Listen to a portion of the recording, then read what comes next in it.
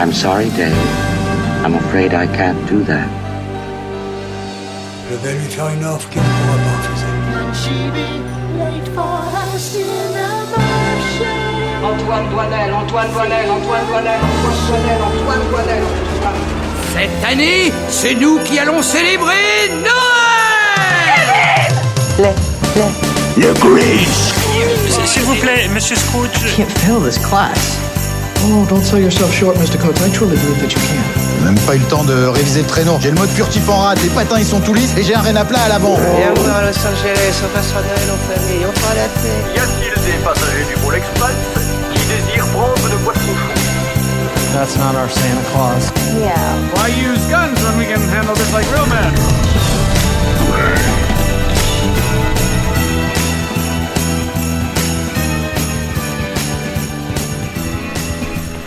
Ho ho ho, bonjour à tous dans cette émission spéciale Noël de The Cinema Show. Je suis le Père Noël et non le Père Fouras.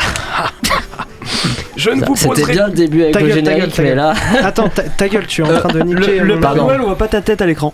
Ah pardon. Vous êtes tous en train de niquer mon intro. Là, tu t'es niqué tout seul. Vous êtes chiant. Vous êtes chiant. Vas-y, reprends. Ok, donc je me remets dans le personnage. Ouais, vas-y. Ce soir, pour cette émission magique, je serai accompagné de mes petits lutins. Peut-être que vous le savez, mais les lutins du Père Noël ont tous un petit nom dans le lore du Père Noël, qui est moi, c'est moi le Père Noël. Et ce sont donc de vrais noms de lutins qui existent dans le folklore islandais. Bref, ce soir, le Père Noël débattra de cinéma avec ses petits lutins. Tout d'abord, celle pour qui j'ai galéré à trouver un équivalent en nom de lutin, donc j'ai pris le moins offensant, notre chère claqueporte Marie. J'adore. Je l'aime beaucoup. Ensuite, nous avons avec nous notre petit polisson national, Gob Yaourt, dit Gauthier. Comment vas-tu, Gob Yaourt ? Ça va super bien. Nous avons également avec nous un petit plaisantin en la personne de Chips Saucisse, Hugo. Bonjour, ça va ? Oh non, j'adore. Et enfin, le lutin en chef, Simon, aussi connu sous le nom de Arcel Mouton. Comment vas-tu, Arcel Mouton ? Ça va, mais je vois que vous êtes tous en mode Noël et moi, en fait, j'ai pas eu le dress code, quoi. J'ai rien moi non eu. plus, hein. Moi j'ai improvisé, Simon. Mais, attendez, est-ce qu'on croit à la magie de Noël ou pas ? Ouais, on peut y croire. Bien sûr. Faites la magie de Noël. Oui, dites magie de Noël. Magie de Noël. Allez, s'il vous plaît, que j'ai des habits de Noël. Attention, ça va pas du tout être très radiophonique, donc de Noël. Magie de Noël. Oh, il est trop beau, on voit son ventre. J'ai le pull match de Noël. Il a le pull de Noël. Il est particulièrement efficace, ce pull. Il est très laid, c'est très bien. Ouais, je suis en forme en fait. Attendez, pour ceux qui ne le voient pas, c'est un semblant de costume de Noël sur un pull. Eh oui, madame. Perso, j'adore. C'était Maxime. Il nous a menti. Et en régie, on retrouve le reste de nos fidèles lutins avec croche viande, vol bougie. Qu'est-ce que vol tu viande, fais ? croche bougie. Croche viande, vol bougie et lèche-bol, respectivement Yanis, Julia et Lucas. Pour cette émission, nous aborderons 3 films remplis de magie de Noël. Lèche-bol, c'est Lucas. Ah, salut. Oui, c'est un rapport avec toi. C'est vrai. Je me disais bien. 3 Elles sont bien lustrées. 3 films remplis de magie de Noël sortis la semaine dernière. Le Seigneur des Anneaux, la guerre des Rohirrim de Kenji Kamiyama. Donc ça fonctionne, il y a des elfes. Noël à Miller's Point de Tyler Thomas Taormina. Bon, ça fonctionne, il y a littéralement Noël dans le titre. Et 20 dieux de Louise Courvoisier. Ça marche, il y a du comté. Et le comté, c'est un super cadeau de Noël. C'est un super fromage de fête, hein. Bah ouais. Oui. On aura aussi les news de Hugo, un quiz de Noël préparé par Marie. Et comme c'est la dernière de l'année qu'on va rater 3 semaines, on parlera de nos attentes à propos des sorties des 3 prochaines semaines. On commence tout de suite parce que, alors, j'avais déjà arrêté de prendre la voix, mais en fait j'ai menti, je suis pas le Père Noël, c'est Lucas. Mais non. Ah. Si. Mais non. Je vous ai trop eu. Vous êtes tombé dans le panneau ou pas ? Je suis choquée. Mais Alors ça c'est réservé à Maxime. Il est pas là. Ça me fait le même effet que quand j'ai appris qu'il existe ou pas ? Il existe quand même. Non, mais c'est juste que... Ah oui, il existe, c'est juste que c'est moi. Il était pas dispo pour l'émission, mais c'est toi qui le remplace. C'est ça, oui, c'est ça. En fait, il était booké pour aujourd'hui, mais il a eu un empêchement parce qu'il devait doubler Nico le Petit Reine 4. Si vous avez Red One, non, il y a eu un petit souci, donc ils sont en train de le régler. Oui, mais c'était pas cette année, ça s'est tiré d'une histoire vraie. Mais... Ah oui. Bref, j'étais bien déguisé, en vrai. Voilà, c'est digne d'un happening de Maxime. Ouais. Bon, les news de Hugo, allez. Now, Buffalo's #1 news team. Good evening and welcome to Eyewitness News at 6. I'm Susan Ortega. And I'm Evan Baxter, and here's what's making news. Comme à l'accoutumée, on débute avec notre mercato. Et pour commencer, je vais te piquer une de tes traditions puisqu'on va parler d'ici. Merde. De toute façon, il y a qu'un seul mec qui possède un t-shirt avec la tronche de James Gunn dessus dans cette équipe et il n'est pas à la place d'animateur. Pour commencer, le cinéaste et PDG de DC Studios a révélé la première affiche de son Superman, toujours prévue pour le 9 juillet 2025 en France, ainsi qu'une date pour le premier trailer et c'est demain. J'ai trop hâte. C'est déjà un cadeau de Noël en soi. Parmi les autres annonces récentes, James Gunn a confirmé la mise en chantier d'un film autour du personnage de Gueule d'Argile, daté aux US pour le 11 septembre 2026. C'est Mike Flanagan qui a la charge d'écrire ce que Gunn décrit comme un thriller tragique et horrifique. Bien que Matt Reeves soit à la production, ce film sera bien lié à la continuité principale du DCU et non à celle de la saga The Batman. D'ailleurs, la partie 2 de ce même film, prévue en octobre 2026, pourrait également être décalée, puisqu'on voit mal DC sortir 2 films à 1 mois d'intervalle, d'autant plus que le film n'a toujours pas de script et que les rumeurs disaient que Matt Reeves pourrait introduire sa propre version de Gueule d'Argile. Je vous parle pas des nœuds au cerveau. Pour clore ce chapitre d'ici, le film Dynamic Duo par le studio d'animation Swaybox s'est vu offrir une date en juin 2028, ouais c'est dans longtemps, tandis que 2 films mystères devraient sortir en mai 2026 et mars 2027. On poursuit vers Disney qui a annoncé encore un nouveau remake en live action d'un classique d'animation avec Réponse. Pour écrire ce film, le scénariste Jennifer Caitlin Kirsch, qui avait notamment écrit le reboot de Souviens-toi l'été dernier, a été embauché. Quant à la réalisation, Michael Gracie, réalisateur de The Greatest Showman et prochainement de l'étonnant Better Man, le biopic sur Robbie Williams avec un singe anti-CGI, est actuellement en pourparlers. Côté casting, 0 annonce, bien que plusieurs fans aient suggéré les noms très originaux de Florence Pugh ou encore de la chanteuse Sabrina Carpenter dans le rôle titre. Quant au rôle de Flynn Rider, attention trigger warning, je veux dire le nom d'un mec cancel, Zachary Levi, qui interprétait le personnage dans l'original, a proposé le nom de... Il est pas cancel, il est juste fan de Donald Trump. C'est une jeune fan de cancel. A proposé le nom de Timothée Chalamet. Bon, un joueur à faire qu'Hollywood et ses fans réalisent qu'il existe plus de 4 acteurs dans le monde. Il y a quand même Zachary Levi, donc c'est qu'ils sont allés chercher. Il propose un nom pour Flynn Rider, mais il est pas dedans. Et puisqu'Hollywood n'a définitivement aucune originalité, le Hollywood Reporter vient de nous apprendre cette semaine que Greta Gerwig et Noah Baumbach venaient de proposer une suite de Barbie à la Warner. La productrice Amy Pascal a d'ailleurs communiqué dessus, décrivant cette suite comme rock'n'roll, rien à voir avec le film de Guillaume Canet. Les représentants du studio et ceux de la réalisatrice et scénariste ont nuancé les propos du journal en annonçant que leurs informations étaient, je cite, inexactes. Cela signifie probablement que si le projet existe bel et bien, son stade d'avancement est trop peu avancé pour que la Warner puisse communiquer dessus. Ça serait quand même étonnant que la Warner passe à côté d'une suite de Barbie vu son succès planétaire, mais pas sûr que ce soit pour tout de suite étant donné que Greta Gerwig est occupée avec Narnia sur Netflix, tout comme Noah Baumbach qui devrait sortir un film encore sans titre dans le courant de l'année sur la plateforme. Pour finir, Variety a annoncé cette semaine le casting de son Directors on Directors, où 2 réalisatrices discutent sur un canapé de leur boulot. Cette année, l'émission fera dialoguer Denis Villeneuve et Luca Guadagnino, Brady Corbett, réalisateur de The Brutalist et Sean Baker, Lina Rage, réalisatrice de Baby Girl et Pedro Almodovar, Matt Reeves et Zoé Kravitz, et pour finir, les 2 derniers de la classe que personne voulait dans son équipe, Sean Levy et John M. Shum, qu'on a invité par politesse, mais on devine déjà que leur discussion va certainement pas porter sur comment étalonner un film. Est-ce que ces projets vous tentent ? Les balles perdues. Franchement, là, c'est Noël. Tous les projets que tu nous as refourgués, là, ils sont trop bien, quoi. Putain, j'ai trop envie. Ouais. Ceci dit, ça me rend un peu curieuse. Moi, carrément. Gueule d'Argile, j'ai trop hâte. Gueule d'Argile, carrément. C'est un de mes méchants. Enfin, c'est mon méchant. D'ailleurs, il y a l'instant animation dans le chat qui est très bien renseigné et qui dit que Simon, tu aurais été approché pour jouer Réponse. Est-ce que tu peux confirmer ? Je peux encore rien dire pour le moment. Mais tu n'infirmes pas. Après, il aurait plus été engagé pour Gueule d'Argile, je pense. Oui.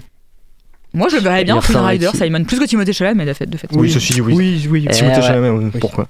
Merci de me trouver si beau, Marie. Je t'en prie. Il y a 4 acteurs dans le monde, il y a Tom Holland, Zendaya, Florence Pugh et Timothée Chalamet, tu vois.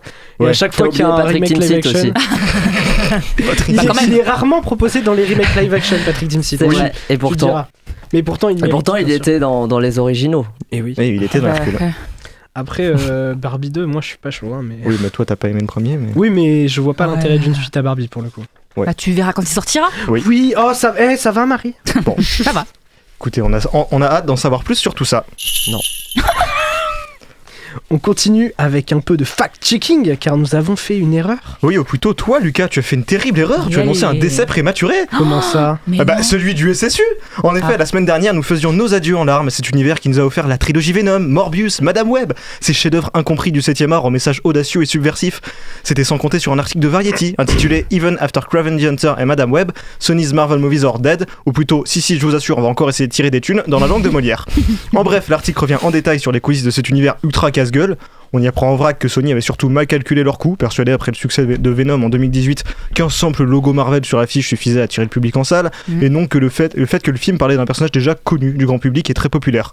Ils ont d'ailleurs lancé des projets au pif, l'article précise bien que l'idée de base était simplement de faire des spin-offs sans vraiment de plan de narratif à la manière du MCU. Et surtout, il débunk une rumeur très persistante selon laquelle Sony n'était pas autorisé à utiliser Spider-Man dans ses films, puisque l'accord entre eux et Disney n'a jamais eu une telle clause. En témoigne les sorties des films Spider-Verse et de la future série Spider-Man Noir. Sony avait tout simplement peur qu'inclure le Spider-Man de Tom Holland dans ses films allait perturber le public. D'autant plus que l'arrivée du multivers semblait clairement avoir mis des frontières entre le MCU et le Sonyverse. Ce con, c'est dommage que les comics n'aient pas été capables de faire coexister pendant plusieurs années deux continuités avec deux Peter Parker distincts, et que Sony ne puisse réexploiter un Spider-Man adoré du public, qui n'avait pas pu conclure son histoire, qui en plus avait été réintroduit récemment dans un film qui a quasiment tapé les 2 milliards au box-office, ou encore introduire un Spider-Man avec l'identité de Ben Reilly ou Miles Morales. Décidément, chez Sony, personne ne semble réfléchir bien longtemps. En tout cas, le SSU n'est apparemment pas mort, et les succès des films Venom poussant Sony à croire en son potentiel, mais visiblement d'après Variety, il va probablement être repensé après la sortie de Kraven. Une info que Deadline a également repris il y a quelques jours, utilisant d'ailleurs le terme de réinitialisation. Une possible intégration de Spider-Man est à prévoir, et il est d'ailleurs fort probable qu'il s'agisse d'un nouvel acteur. Est-ce que vous êtes rassuré par la survie de la saga la plus importante de l'histoire du cinéma ? Si ça devient mieux, non. Rassuré, je sais pas si c'est le mot. Tu nous as juste prouvé qu'ils étaient vraiment stupides. Oui, non mais... Enfin, je veux dire, on arrive à un stade où on peut comprendre pourquoi de Spider-Man différents qui a... Non mais surtout, ils se disent Tom Holland, des millions de dollars au box-office. Ouais, non. Oui, c'est pas pour nous, non. Mais c'est bizarre, puisqu'ils étaient quand même avec leur... par exemple, dans Venom, il y a... je veux dire, il y a eu une connexion à un moment de fête, et ils n'ont pas continué, tout ça, mais... Ils sont pas assumés la connexion. Il n'y avait pas de clause du coup. Oui, parce que tout le monde les défendait en disant ils ont une clause et tout. Oui. Mais même pas, ils ont juste pas d'excuses. En plus, c'était vraiment genre la peur à un point qui était devenu absurde, parce qu'avec Madame Web, on avait atteint le point de non-retour. On pouvait pas dire son nom quoi. Ouais, c'était trop bizarre. C'était trop bien. On pouvait même pas dire Parker dans Madame Web. On pouvait même pas dire Peter en fait. Parce que mais Parker. C'est eux, ils se sont imposés une clause tout seuls, non ? Oui, ils avaient trop peur que. Ils devaient pas mettre. Mais parce qu'en plus, on avait eu des storyboards. Où il y avait Spider-Man dans Madame Web. Ah bon ? Ouais. C'est trop bizarre. Ils l'ont retiré après. Mais lequel de Spider-Man ? C'était celui de Tom Holland. Ah ouais. C'est celui qui rapporte des millions au box-office. Oui, et celui qui est le moins bien. Ouais, en aussi. plus. Voilà, quoi que Andrew Garfield. Et il y avait aussi des storyboards avec. Il y avait des storyboards avec Tahar dans Madame Web. Il est dans le film ? Ouais. Non, il est dans Mufasa. Non, il est partout. Il est partout. Il est partout. Il a 3 films. Parce qu'il est génial, Tahar en fait. Oui, c'est vrai. Ah oui, on demande à Madame Web. Oui, absolument. Bon, personnellement, j'ai repris goût à la vie après cette news, mais c'est pas sûr que la suivante soit tout aussi joyeuse. Et oui, car apparemment on clôture. Ah non, on clôture pas, mais on clôture presque les news avec un décès. Et oui, parce que nous avons appris que le réalisateur Jean-Marie Palardi est décédé ce 12 décembre 2024 à l'âge de 84 ans. Qui ?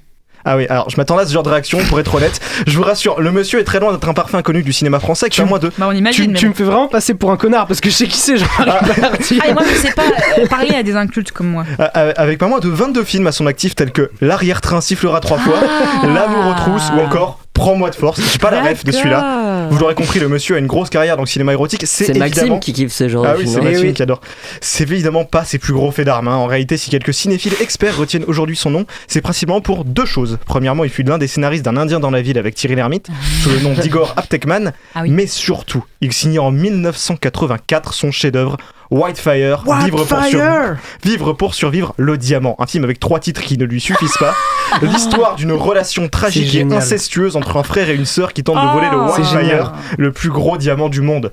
Je sais que ce film ne vous dit rien. C'est génial. Mais sachez que plusieurs sites spécialisés dans Télérama le considèrent comme ni plus ni moins que le plus gros nanar de l'histoire du cinéma. C'est génial. Il est génial. Regardez-le, il est génial. Aujourd'hui, c'est donc les amateurs de série B et Z qui sont en deuil. Nanarland a rendu d'ailleurs un très bel hommage au bonhomme, eux qui avaient tissé une relation amicale avec lui. Alors je me doute que ce décès ne vous dit pas grand chose, mais est-ce que vous aviez déjà entendu parler de lui ou de Whitefire ? 0%. Alors Whitefire c'est génial déjà, mais alors je crois que le fait qu'il soit scénariste d'Un Indien dans la ville, ça a été débunké. Ah, ça a été débunké. Je crois que ça a été Wikipédia débunké. s'aligne toujours vers lui. Oui, je sais, mais il me semble que ça a été débunké. La régie me dit tu dois bouger ta tête. Oui. Pardon, monsieur. Ah, monsieur t'es tellement respectueux, Gauthier. Oui. Pardon. Père Noël. Bah, c'est le Père Noël. Merci, monsieur Gauthier. Il a été gentil, il aura des cadeaux. Hein. Oui, il aura des cadeaux. Ouais. Mais je crois que ça a été débunké le fait qu'il est scénariste d'un Indien dans la ville. En fait, il l'a pas été. Ah. Mais il a bien fait l'arrière-train sifflera 3 fois. C'est par contre, c'est pas mal, c'est Non, par contre, j'ai vu Whitefire et c'est génial. T'as dit quoi, ça? Non, j'ai dit les co-scénaristes de la vérité si je mens. Voilà, je balançais une autre fake news. Ah oui, d'accord. Si vous voulez, si vous voulez voir à quoi ressemble Whitefire sans regarder le film, regardez la vidéo de Not Serious. Ah, mais en fait, c'est pour ça que je connais, j'ai vu cette vidéo. Voilà, Non, mais c'est Whitefire, très bizarre ce film. c'est génial. Mais oui. Bon. Not Serious, incroyable. On souhaite quand même un bon de Il condoléances. y a Kakarose, pardon, il y a Kakarose qui a dit il était chef-op sur Godzilla. Voilà. Aïe, aïe, aïe. Très bonne blague. On est sûr que c'est pas Maxime derrière ce pseudo finalement. Merci la régie. Ouais. Bon, écoutez, on souhaite de sincères condoléances à sa famille. Et pour finir, un léger détour Carlos. vers les Oscars. Tout à fait, cher Lucas, puisque quelques shortlists concernant certaines catégories des Oscars ont fuité aujourd'hui même. Alors, pour rappel, ces listes ne sont pas les listes des films nominés, mais qui ont passé un premier processus de sélection et donc qui pourraient être nominés pour la cérémonie qui se tiendra le 3 mars 2025. La liste des potentiels nommés pour les meilleurs effets visuels avait été révélée la semaine dernière, et tu l'avais d'ailleurs évoqué, Lucas. Et cette semaine, on retrouve donc en vrac celle du meilleur maquillage, du meilleur documentaire court et long, dans laquelle on retrouve d'ailleurs Dahomey de Mati Diop, du meilleur court-métrage animé et en live action, et également de la meilleure musique, du meilleur son et de la meilleure chanson originale. C'est surtout la liste du meilleur film international qui va nous intéresser, puisque contrairement à l'année dernière, la France n'a pas été snobée, étant donné que c'était assez attendu. Emilia Pérez y figure bien. Emilia Pérez qui part déjà comme un grand favori de la soirée, puisque déjà éligible à 6 nominations, alors que les autres shortlists ne sont pas encore sortis. On retrouve aussi dans cette liste Dahomey, Flo ou encore Les Graines du Figuier Sauvage. Les nominations définitives sont attendues le 17 janvier, soit encore un petit mois à patienter. Qu'est-ce que vous en pensez de ces nominations ? C'est ouf que Flo, film d'animation, il y a enfin un film d'animation pas nommé dans une catégorie d'animation. Oui. C'est vrai. Il est nommé il est dans la shortlist de meilleurs films étrangers. Oui. Et c'est trop bien. Oui, Ouais. C'est cool, ça change. Après ça c'est déjà arrivé qu'il y ait ouais, mais c'est relativement rare. C'est rare, mais c'est bon. rare. Ouais. J'ai déjà vu dans meilleur montage, meilleur film aussi. Ah, meilleur film. Non, meilleur film, c'est arrivé qu'une fois, c'était La Belle et la Bête. Et après, c'est arrivé. Il n'y en a pas eu d'autres. Non, parce qu'après, justement, c'est pour ça qu'ils ont créé animation, parce qu'ils n'avaient pas envie de mettre des films d'animation dans le meilleur film. Bah, contente pour la France. Voilà. Oui. Cocorico. Bon, après, j'ai pas trop apprécié Emilia Pérez, mais je me dis, par chauvinisme. J'ai vu qu'aux États-Unis, la réception du film était moins positive qu'en France. En Mexique, surtout. Ouais. Au Mexique, ils ont vraiment pas aimé.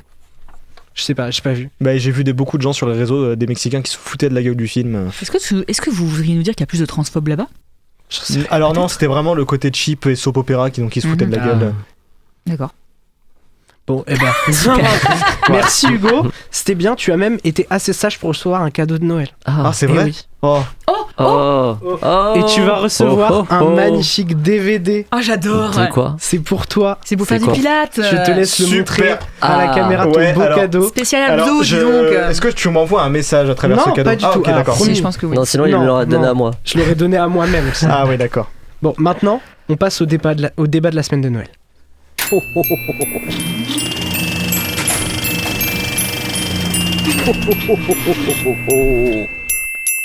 C'est vrai qu'il y a une bonne remarque dans le chat de Véro Laurent. Il y a la muse de Pedro Almodovar qui est décédée. On avait dit on glisserait un mot dessus et on l'a pas fait. On a oublié. Super, bah bravo. Et d'ailleurs, elle s'appelait comment ? Marissa Paredes. Voilà. Je l'ai vue en vrai, à Lyon. Et bah, tu pouvais pas y penser à le dire, toi. Bah, je suis désolé. Et elle était vivante à ce moment-là. Elle était vivante à ce moment-là et elle était très intéressante. Maintenant qu'elle est décédée, je pense qu'elle est moins intéressante à écouter. Mais et à l'époque, elle l'était. Elle était venue au cinéma il y a une dizaine d'années aussi. Ouais. Voilà. T'es vieux, toi. Ouais, hein. Non, il a juste vu les archives. Il a vu les archives du cinéma d'aujourd'hui parce dans qu'il la y a 10 journée. ans. Donc, j'étais pas là. Nous débattrons de 3 films de Noël ce soir. Un film sur une guerre en terre du milieu, un autre sur une guerre de famille à Noël et un dernier sur une putain de guerre du fromage. Ça, c'est la guerre qu'on aime. Bon, allez, on commence avec le nouvel opus des adaptations de l'univers du génie J.R.R. Tolkien au cinéma. 10 ans après le dernier opus du Hobbit, Warner Bros nous offre un film d'animation japonais se passant 180 ans avant que Bilbon Saké découvre l'anneau unique. Bande d'annonce.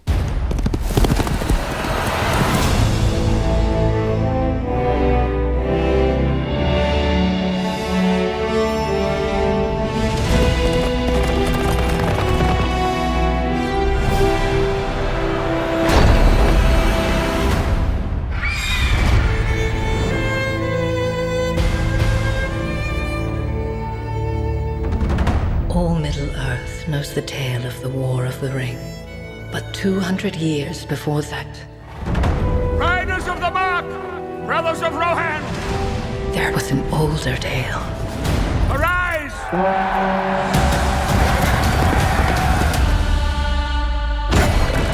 We come with an offer to strengthen Rohan. Hera, daughter of Helm, I, Wolf, seek your hand in marriage. Our fathers speak as if I were not even in the room. I do not want to marry you. You do not seek an alliance. You seek a throne. You will live to regret this, old man. He's dead. You will pay for this with your life. The boy I knew would never wish for war. The boy you knew is gone. Fire! There's so many of them. I pledged to fight for my king. You know nothing of war. I'm the fastest rider you have.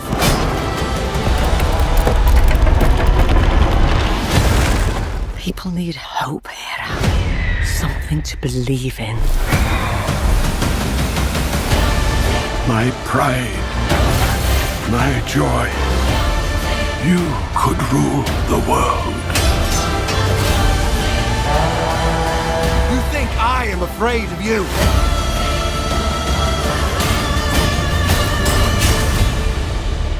You should be.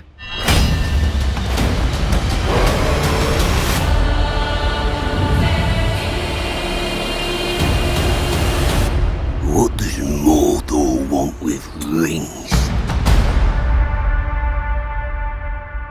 Ce nouveau chapitre, situé 183 ans avant la trilogie du Seigneur des Anneaux, explore l'histoire de la maison de Helm, point de marteau, roi de Rohan.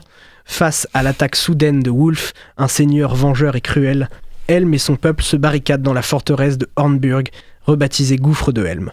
Dans cette lutte désespérée, Hera, la fille de Helm, doit rassembler le courage nécessaire pour diriger la résistance contre un ennemi déterminé à détruire son peuple. Au casting vocal américain, on découvre Brian Cox en Helm, Gaia Wise en Hera, Luke Pasqualino en Wolf, Miranda Otto qui reprend son rôle de Éowyn, Lauren Ashbourne en Olwyn, Yazdan Kaffouri, Benjamin Wainwright. Et en VF, on retrouve Gérard Darrier en Helm, Marion Gresse en Hera, Augustin Bonhomme en Wulf, Barbara Tissier qui revient également en Éowyn, mais surtout Amixem et Zerator qui font la voix des deux orques. J'ai appris ça en écrivant l'émission et je trouve ça hilarant, je veux le revoir en VF. Bah après ils sont là vraiment 10 secondes du coup. Ouais mais justement, bref. Est-ce que les orques c'est Zank et Shankla ou je sais pas quoi là leur nom? C'est les deux, ouais. Okay. Marie, je te laisse commencer. Oui. Qu'est-ce que t'as pensé du Seigneur des Anneaux, la guerre des Rohirrim? Je pense que quiconque me connaît réellement sait à quel point cette saga me tient à cœur. T'as pas fait un magazine sur la VF, toi? Ouais. Que j'aimerais avoir d'ailleurs, mais bon. Passons. On verra si tu l'as un jour. Je crois pas, ça coûtait 90 balles. Les gars, je me suis dit, mais merde, je jamais pour le payer. Bon. Et donc, oui, c'est la saga du Seigneur des Anneaux est ma saga, mes films préférés de tous les temps. Je l'ai vu quand c'est sorti. Donc, j'avais 5 ans. J'avais pas des parents très responsables, mais j'avais 5 ans et je les ai vus. Et ça a changé mon rapport au cinéma du tout. C'est ce qui m'a donné envie de faire du cinéma, des études de cinéma. Aujourd'hui, je ne fais pas de cinéma, mais à l'époque, j'avais envie. Et je rêvais de revoir La Terre du Milieu au cinéma depuis longtemps. J'étais très heureuse d'avoir la série, j'étais très heureuse que les Hobbits soient sortis à l'époque, tout ça, mais là, ça faisait un moment. Et j'avais très peur, parce que ça me tient énormément à cœur, en fait, et j'ai pas été déçue. Voilà, je clôt le suspense. Ça fera partie de mon top de l'année, certainement. J'ai vraiment adoré, et pourtant Dieu sait que n'y a pas eu beaucoup de promos, et Dieu sait que ça ne ressemble pas à la saga originale, puisque déjà c'est de l'animation, donc c'est très très novateur pour ce qui est de la saga. Je trouve que ça ressemble quand même du coup, parce que ça ressemble, mais je veux dire dans la continuité des films, dans la technique, je veux dire. C'est pas ce que les gens qui regardent Le Seigneur des Anneaux ont l'habitude de voir. Et je ne connaissais pas ce réalisateur d'ailleurs, voilà. Et j'ai tout simplement adoré. Donc c'est une histoire originale, mais qui se base sur des écrits de Tolkien. On retrouve les producteurs du Seigneur des Anneaux, on retrouve les scénaristes. Pas Harvey Weinstein, malheureusement. Alors ça, on est plutôt content, je trouve. On est plôt content. Après, pour son apport au Seigneur des Anneaux, Ouais, franchement. c'est ça. C'est sûr. Il a dit non au film, quoi. C'est bon. Et oui, moi j'ai été absolument conquise par cette histoire. Je trouve que, alors beaucoup de gens ont critiqué l'animation. Moi, je l'ai trouvée vraiment très très très belle. Et j'ai beaucoup aimé ce mélange de deux techniques. Pour les décors, on a l'impression d'être en Nouvelle-Zélande. Ça reprend tout à fait les images du film, les décors, Edoras, le Rohan. Enfin, j'avais l'impression de revenir. Quel âge j'ai 28 ans, j'avais 5 ans, de revenir plus de 20 ans en arrière et de revoir pour la première fois au cinéma les décors de Nouvelle-Zélande. Et ça m'a ravie. Et tout a été une Madeleine de Proust pour moi. J'étais vraiment très très émue de réentendre la musique, de réentendre parler de la Terre du Milieu comme ça. Je sais pas, c'est dur d'exprimer à quel point j'ai l'impression que le film était fait pour moi, qu'il était un petit cadeau pour moi. Et j'étais très heureuse en sortant. J'ai adoré l'histoire, je trouve que le personnage d'Hera est absolument incroyable. Je chie à la gueule de ceux qui critiquent le film parce qu'on a un personnage de femme forte en Terre du Milieu et qui n'a pas besoin des hommes et qui ne veut pas se marier, parce que la 3/4 des critiques c'est ça, évidemment, comme d'habitude. C'était ça pour Madame Web aussi à l'époque. Je dis pas que c'est aussi bien que Madame Web, mais ne compare pas avec Madame Web. Non, mais il faut pas critiquer parce que c'était une femme, parce qu'il y avait beaucoup de femmes. À chaque fois qu'il y a beaucoup de femmes, Madame c'était pour ça. Madame Web, c'est un chef-d'œuvre. Ouais. Non, mais je veux dire, à chaque fois qu'il y a des femmes tu écoutes tes critiques où sur CNews, Marie? Non, j'écoute mes critiques sur sur Twitter, malheureusement. Les merdes. Voilà, pareil. Les réseaux sociaux. Non, les merdes, oui. Du coup, les bouche à oreille. Bouche à oreille. Ah, t'as beaucoup d'amis de droite, du coup. Non, j'ai beaucoup d'amis qui me disent ce film est critiqué parce que. Mais pas ce qu'ils pensent eux. Mais voilà. Et donc, moi, j'étais très heureuse qu'on allie ces personnages de femmes si fortes, à laquelle je m'identifie, qui me correspondent, que j'ai envie de voir aujourd'hui dans le cinéma, à la Terre du Milieu qui représente pour moi la moitié de ma vie cinéphile. Ou 3/4, ou peut-être l'entièreté même, je dirais. Et non, j'étais prise du début à la fin dans l'histoire. J'étais très empathique avec les personnages. Ça faisait très longtemps que j'étais pas allée au cinéma en ayant ce truc de qu'est-ce qui va se passer. J'étais en tension, certains personnages qui disparaissent et j'étais pas bien. Oh non, j'ai eu super peur. Ça, c'est un peu qui est pas prévu du tout. Il y a quelqu'un qui vient de rentrer dans le studio juste. Et j'ai eu extrêmement peur. Il y a Thibaut de l'instant animation. Je vais pas m'en remettre. Bon, je disais quoi? À défaut de pouvoir faire un épisode de Noël avec nous, il vient squatter. J'étais prise dans le dessin des personnages jusqu'au bout et j'étais passionnée par ce qui se passait. Mais t'étais vraiment en mode genre tu sais pas ce qui va se passer? J'étais vraiment pas forcément que je sais pas, mais en tout cas je voulais pas que ça se passe. J'étais très attachée au personnage et il y a des choses qui sont passées où j'étais très triste, sans spoiler trop quoi. Et Miranda Otto qui revient, moi c'est un de mes personnages préférés de la saga. Le personnage de femme forte dans le Seigneur des Anneaux. On sent très bien l'affiliation en tout cas entre les deux personnages. Et j'adore sa voix et j'adore cette actrice et voilà, c'est un pilier dans ma cinéphilie également. Et voilà, donc moi je ne souffrirai aucune critique sur le Seigneur des Anneaux en général. Et non plus sur ce film, voilà. On peut rien dire de plus. Salut. Non, moi, tu veux que je réagisse? Dis-nous. Non, Marie, est-ce que tu vas aller le revoir le film? Mais maintenant qu'il m'a dit que c'était un mix en VF, j'ai envie de le voir en VF. Ouais, mais sinon, tu serais allé le revoir? Je pense, oui. D'ailleurs, en VO, c'est Billy Boyd et Dominique Monaghan, donc Pipin et Mary qui jouent ces rôles-là.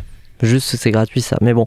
Non, mais le film, non, en vrai, il est sympa. Je te rejoins, Marie. J'ai apprécié retourner aussi dans cet univers. Je trouve qu'on lui tombe aussi beaucoup donc sur la gueule pour son animation. J'ai pas trouvé que c'était voilà, on est d'accord. Dégueulasse. En fait, je trouvais que ça lui donnait un style, un charme, cette animation-là. Et moi, ça m'a pas surpris. J'aurais un truc à dire sur l'animation. Bah, vas-y, moi aussi, je trouve que ça dépend des moments. Il y a des moments où je trouve ça pas beau quand même. Mais demandons à quelqu'un qui est fan d'animation, qui s'y connaît, comment il est l'animation du film, Thibaut, tant que t'es là. Rapidement, viens. Non mais là on ne voit pas la caméra. Tu sais, il a pas l'habitude qu'il y ait plein d'angles de caméra lui dans son émission de Chipos. Déjà, ça fait plaisir d'être là ce soir. Il prend un vol de Père Noël. Blague à part, non, je trouve que le film est une réussite parce que c'est très difficile, je pense, d'adapter ça en animation. À cause du décor, des personnages. J'avais trouvé les personnages un peu saccadés au début. Sur certaines séquences de mouvements, mais je pense que c'est le côté réaliste ou le côté l'idée de mettre les personnages en valeur, etc., avec tout ce que ça implique, Je suis très heureux qu'ils aient réussi à donner du corps au personnage féminin à partir de pas grand-chose en vrai, parce que faut savoir qu'en fait, Warner a pas beaucoup le droit d'adapter beaucoup de choses de Tolkien, en fait, parce que la moitié de ses œuvres, les ayants droit sont très sont toujours appartenant aux ayants droit.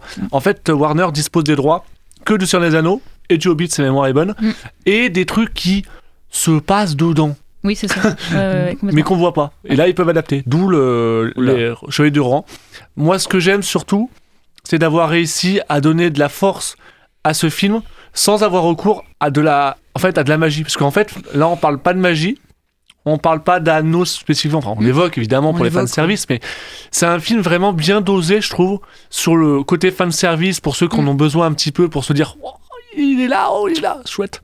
Et en même temps, d'autre côté, on a une vraie histoire que les gens qui connaissent que dalle, ils peuvent y aller, s'ils aiment l'animation ou s'ils aiment les combats, les personnages un peu badass. Les musiques aussi qui sont hyper stylisées, qui sont reprises bien sûr, mais on ne peut qu'adorer. 30 secondes. J'ai presque fini. On ne peut qu'adorer la musique du Rohan. Enfin, quand tu vois les plans avec le Rohan. Bien sûr. Voilà. Donc c'est un très bon film. Tout à fait d'accord avec Thibaut. Mais merci, juste, t'as pas répondu à ma question. Alors l'animation était bien ou pas? Alors on peut leur donner le micro. Il a dit c'était un peu saccadé au début, mais en fait c'est beau. Il a dit. Il donnait corps au personnage. Gauthier, vite, donne-nous ton avis parce qu'on est déjà en retard du coup grâce à Thibaut. Mais ça va, on rattrapera. Au niveau de l'animation, je trouve que c'est un demi-teinte. Ça dépend des moments. En fait, je trouve que surtout le problème, c'est que j'ai l'impression que les personnages ne s'attellent pas bien au décor. Genre, oui, parce qu'il y a deux techniques. Le studio est spécialisé dans l'animation 3D, non? Ouais, voilà. Donc ça explique aussi. Alors, je suis pas trop attaché à l'univers de Seigneur des Anneaux. Oh là là. Non, mais en fait, j'aime beaucoup les films, mais j'ai aucune nostalgie dessus. J'ai découvert le film, j'avais 19 ans. Trop tard. On avait le même âge, je pense. Oh là là. C'était pas en même temps, du coup. Du coup, j'ai vu la trilogie. Après Simon, c'est parce que t'as 50 ans. Par exemple. Oh, et bim. Non, mais toi, tu sors si tu viens pour faire ça, en fait. D'accord, tu sors. Mais battez-vous. Non, mais tu sors, fils de. Pas d'insultes sur ce plateau. Pardon. C'est le spécial Noël. Je vous demande Noël. La magie de Noël. Un peu de.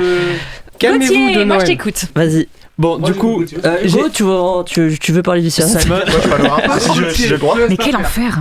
On va y arriver. Ah. Du coup, j'ai vu la trilogie du Hobbit avant de voir celle du Seigneur des Anneaux. Ça, c'est pas bien, Gauthier. Ouais, mais j'ai pas choisi. Régie aussi. C'est pas bien, Lucas. Non, mais Seigneur des Anneaux, c'est quand même 1000 fois mieux que le Hobbit. Merci. Oui, non, mais y a pas de débat. Y a pas de débat. Merci. Bah oui. Moi, le film, je me suis emmené devant. Je suis désolé. Oh là là. Mais parce que tout est prévisible, en fait. Il m'a passé de la pommade pour me guillotiner derrière. Non, mais tout à l'heure, c'est pour ça que je te lançais là-dessus, Marie. Je trouve que tout est prévisible dans ce film. Moi, il m'a un peu frustré le film parce que je m'attendais à voir la Terre du Milieu et tout. Et le Rohan, c'est mon décor préféré de la trilogie. C'est l'endroit où je me sens le mieux, je sais pas, j'ai un attachement avec cet endroit. Oh, c'est Mimi ça. Mais en fait, j'aime. Moi, c'est la cave de Gollum. Ça m'étonne pas, tiens. Non, et du coup, j'ai été un peu frustré du fait qu'on voit pas assez de décors. On voit le Rohan, on voit le gouffre de l'Elm et allez, des plaines et une forêt. En même temps, c'est le cœur de l'histoire.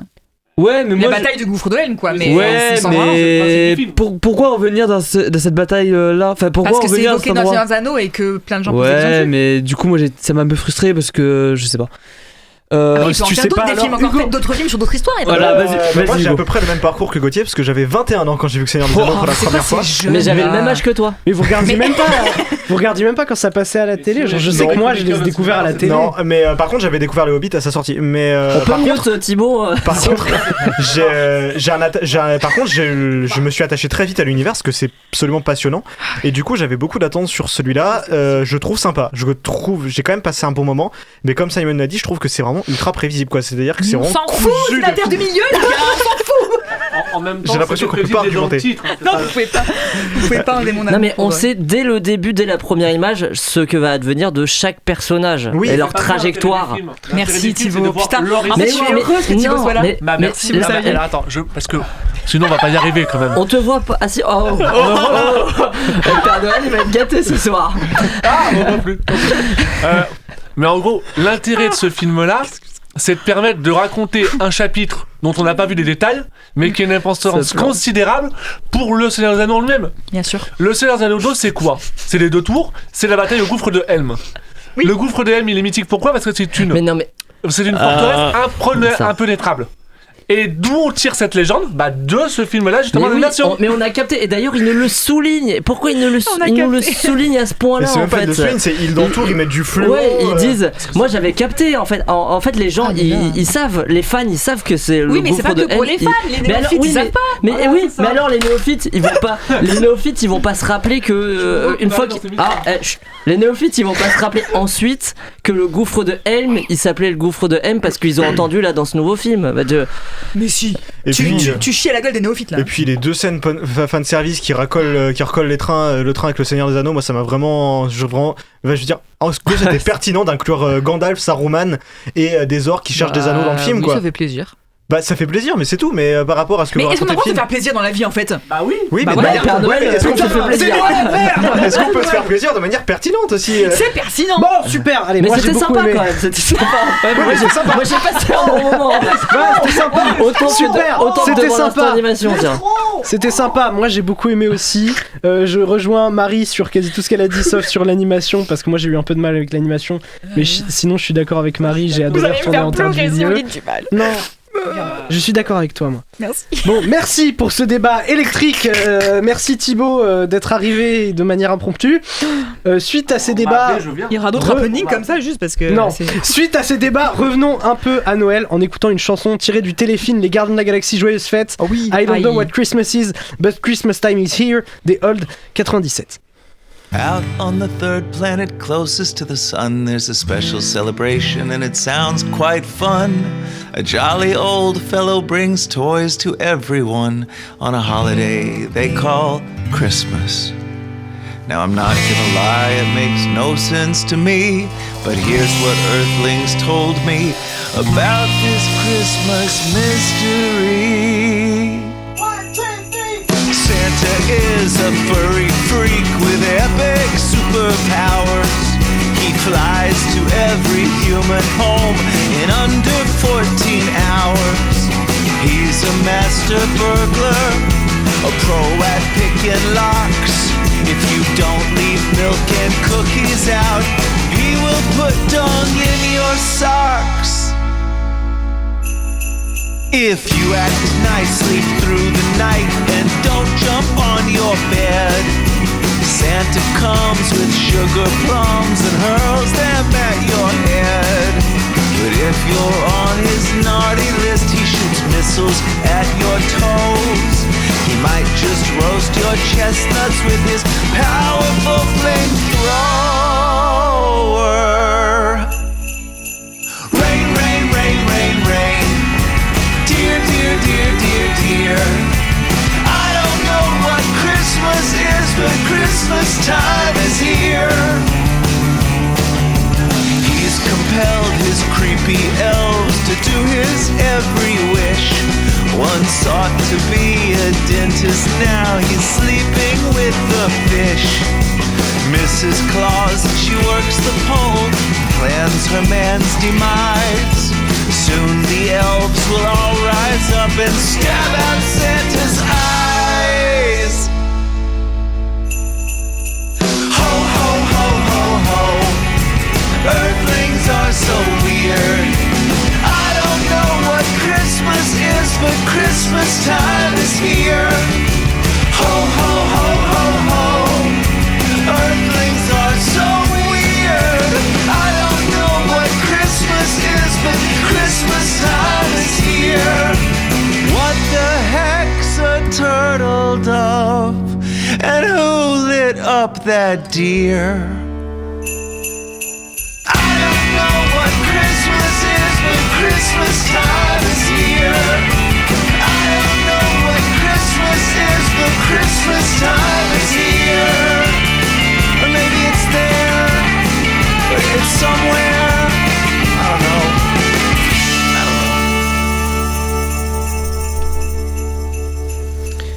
D'ailleurs, Marie, pour ce magnifique débat animé que tu as lancé, je vais t'offrir un petit cadeau. Mais non. Oh là là. C'est plutôt à Thibaut qu'il faudrait l'offrir. Tu vas alors recevoir cette magnifique cassette de To Be Free. La cassette de la VHS des To Be Free. Et oui, je te laisse la montrer à la caméra quand même. Attendez, c'est quelle caméra? C'est celle de derrière. C'est celle derrière. Non mais juste la radio. Non mais juste c'est ça le problème, c'est que tous les cadeaux, j'ai volé des trucs à la radio. Ils ne peuvent pas sortir du studio. Non, je pense certainement qu'il a eu l'idée une demi-heure avant l'émission. Non, j'ai eu l'idée avant, mais j'ai tout oublié chez moi. Alors, est-ce que tu peux m'offrir le magnétoscope qui va avec, parce que j'ai plus ça de l'année prochaine. Demande au Père Noël l'année prochaine. Bah, super. Merci. Cette année, peut-être encore le temps. Bon, vous voulez un avant-goût de votre soirée de Noël en famille ? Oui. Vous êtes au bon endroit parce qu'on va parler de Noël à Miller's Point et apparemment, que ce soit à Miller's Point ou n'importe où ailleurs, Noël en famille, ça se ressemble. It's gonna be a hell of a night. Hell of a night. Hey, how's my extended family phase? It's very good. Keep your eyes on the road. Whether it's Christmas Eve, Easter, or July 4th, I'm always gonna look forward to the holidays with you all. Salami sticks again this year, right? They're a hit, Manny.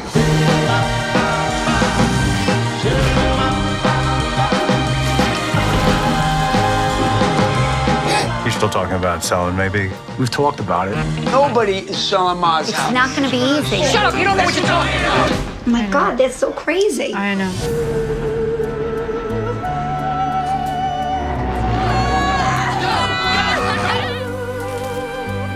Now that you're over the hill, you pick up speed.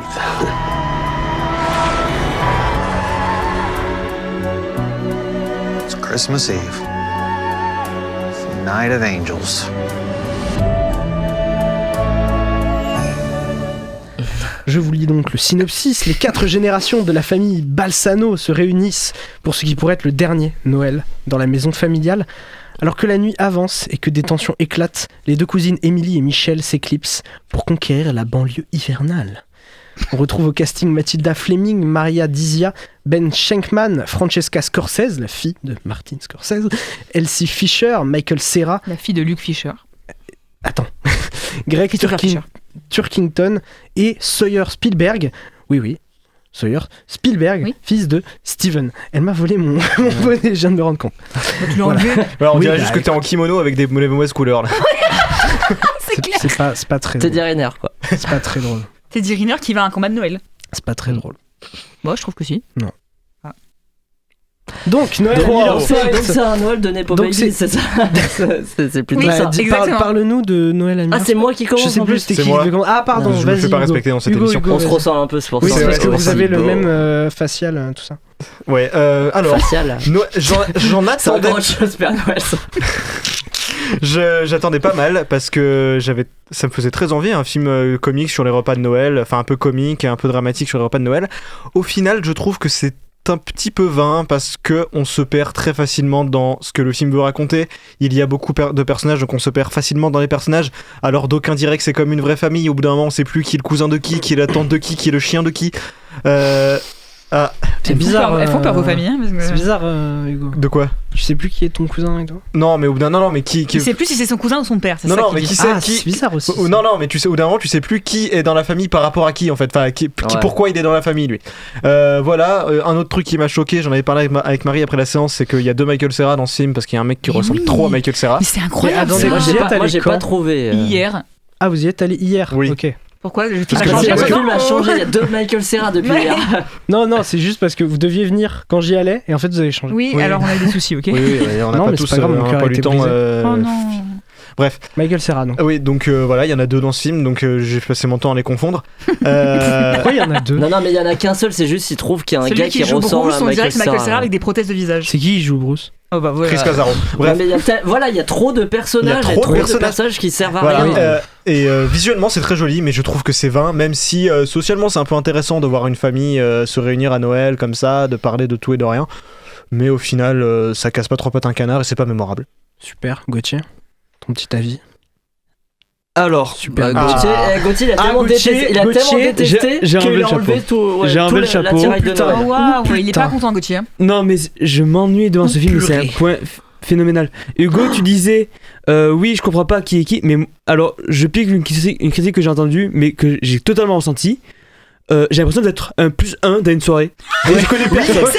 C'est vrai. T'es là, tu ne sais pas à qui t'attacher. De scène à scène, t'as l'impression de squatter un endroit que t'es pas censé être. Et alors, merci parce que je l'ai vu à Cannes. Tous les gens avec moi ont aimé le film. Je parle de Margot qui est. Ouais, Margot, elle m'avait donné envie de le voir. Moi, elle m'a craché dessus parce que j'ai pas aimé le film. Ah oui, non, mais. Comment ça, elle s'est craché dessus? Elle m'a craché dessus sur internet.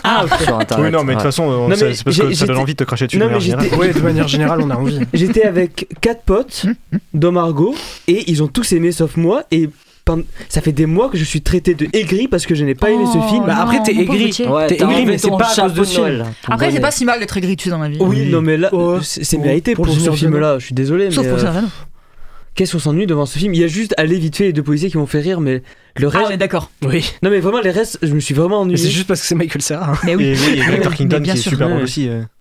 Voilà. Simon? Bah, je vais vous comparer le film à mon pull de ce soir. Ça fait bien habillé, ça fait assez joli, mais en fait, ça reste quand même un pull de Noël et ça a chier. Donc voilà. Merci Simon. Marie? Je suis d'accord avec mes camarades. Visuellement, c'est d'accord avec ma métaphore. Ah bah oui. Visuellement, c'est magnifique. Ça, y a rien à redire. Et du coup, je pensais que ça allait être super bien comme histoire. Et j'ai passé mon temps à juste essayer de comprendre les relations entre les personnages. Pourquoi prendre des acteurs qui ont le même âge pour jouer père et fils, mère et fille? Je comprends pas en fait le but. Je sais pas. Tout le long, j'ai cru qu'il allait avoir je pensais qu'il allait y avoir un twist dramatique, genre un truc horrible, et pas du tout. On a l'impression qu'on attend des choses tout le long du film qui n'arrivent jamais.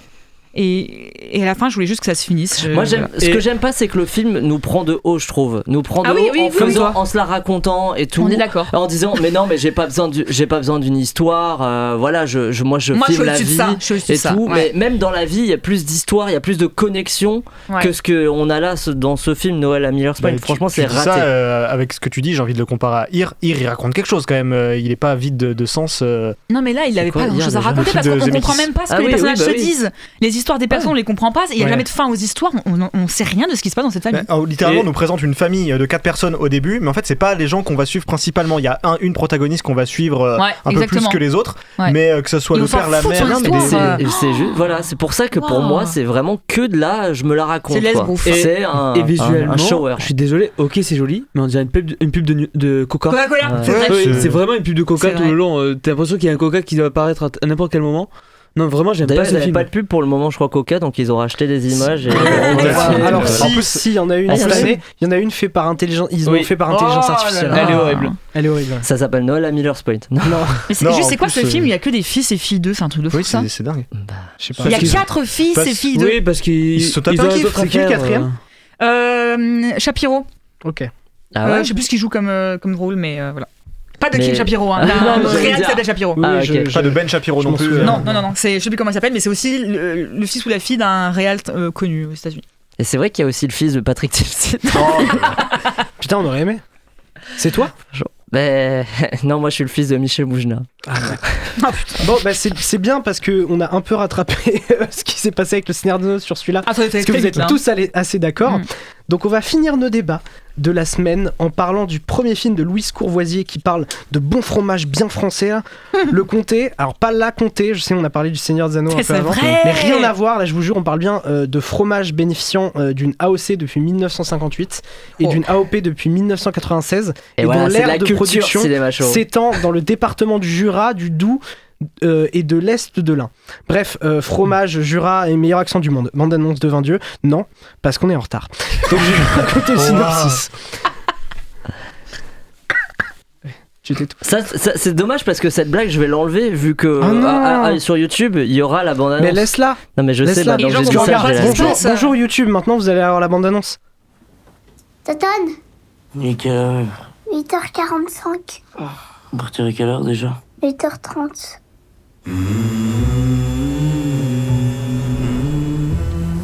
Anthony, c'est ça? Toton. Tu sais conduire un camion? J'ai déjà conduit celui de mon père. C'est toi le nouveau? Oui. T'es en retard? Allez, grouille! Faut pas que ça en foutre! Adieu! T'es pas doué, toi. T'habites tout seul? Avec ma sœur. Alors? Vous en pensez quoi, vous, de celui-là? Qu'est-ce qu'il en sait, lui? Il est là pour faire le ménage. Ta gueule! Allez, casse-toi, c'est bon! Honte! Non! T'as une sale tête. C'est pas parce que toi tu peux pas que moi je peux pas. Comment ça? Quoi? Tu fous, c'est quoi ce truc d'Obélix là? Je veux faire du fromage. Si je me fais le compter d'or, je peux me faire 30 000 balles, mon gars. Tu vas jamais la gagner, la médaille Toton. Pourquoi?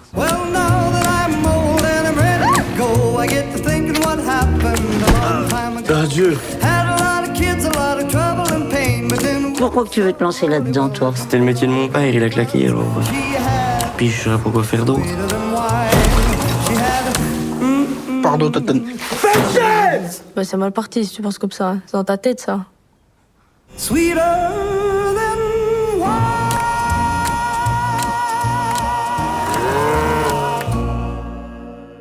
Voilà, tu vois, là on revient et il y a eu la bande-annonce. Donc synopsis, Toton, 18 ans, passe le plus clair de son temps à boire des bières et écumer les balles du Jura avec sa bande de potes. Mais la réalité le rattrape, il doit s'occuper de sa petite sœur de 7 ans et trouver un moyen de gagner sa vie. Il se met alors en tête de fabriquer le meilleur comté de la région, celui avec lequel il remporterait la médaille d'or du concours agricole et 30 000 €. On retrouve au casting Clément Favot dans le rôle de Toton, Maïwen Barthélémy dans le rôle de Marie-Lise, Luna Garé dans le rôle de Claire, Mathis Bernard dans le rôle de Jean-Yves, Hervé Parent dans le rôle d'André, Dimitri Baudry dans le rôle de Francis. Gauthier, qu'est-ce que t'as pensé de 20 dieux? J'ai passé un super moment. Mais non. En fait, là, en ce moment, ça me fait beaucoup de bien parce que les films, il y a pas mal de films qui sortent qui ne se passent plus en ville et qui filment vraiment la campagne. Bon, on a eu Chien de la Casse qui se passe dans un petit village. On a eu il y a pas longtemps Fario aussi. Dans le Jura aussi. Je l'ai pas vu. Ah, ça dit excellent. Quoi, et toi, t'as dit non, quoi? c'est le Doubs. Non, et leur enfant après eux. Ah oui, c'est Franche-Comté, pardon, Franche-Comté. Oui, ça se passe dans une petite ville, mais c'est quand même L'Amourouf. Oui, c'est dans une zone industrielle et tout. Et moi, c'est vraiment un décor de film qui me manquait au cinéma et que là me fait vraiment du bien. Les tuches. Aïe. Toi, t'as toujours le mot. Élémentaire, Michael Jackson. Ça se passe à Londres. Non, et du coup, moi, je me suis très rapidement attaché au personnage. Et je trouve que le prénom Toton, genre le surnom Toton, c'est trop bien comme surnom. Genre, on va t'appeler comme ça. Non, mais en fait, je trouve que. C'est trop tard, ça y est, on t'appelle comme ça. Non, mais je trouve que pour un personnage de film, je trouve que ça raconte déjà quelque chose du personnage. Et on l'identifie très rapidement juste avec ce nom. Et juste avec cette scène d'intro où il danse à moitié nu sur la table, très rapidement, moi je me suis attaché à ce petit garçon. Et, qui a 18 ans quand même. Hein. Qui a 18 ans, bon, c'est un genou. Oh là là. Non, mais. Et avec la relation avec sa petite sœur qui doit s'occuper, je trouve ça trop mignon. La petite sœur, elle est adorable. Ah non, mais elle est toute petite.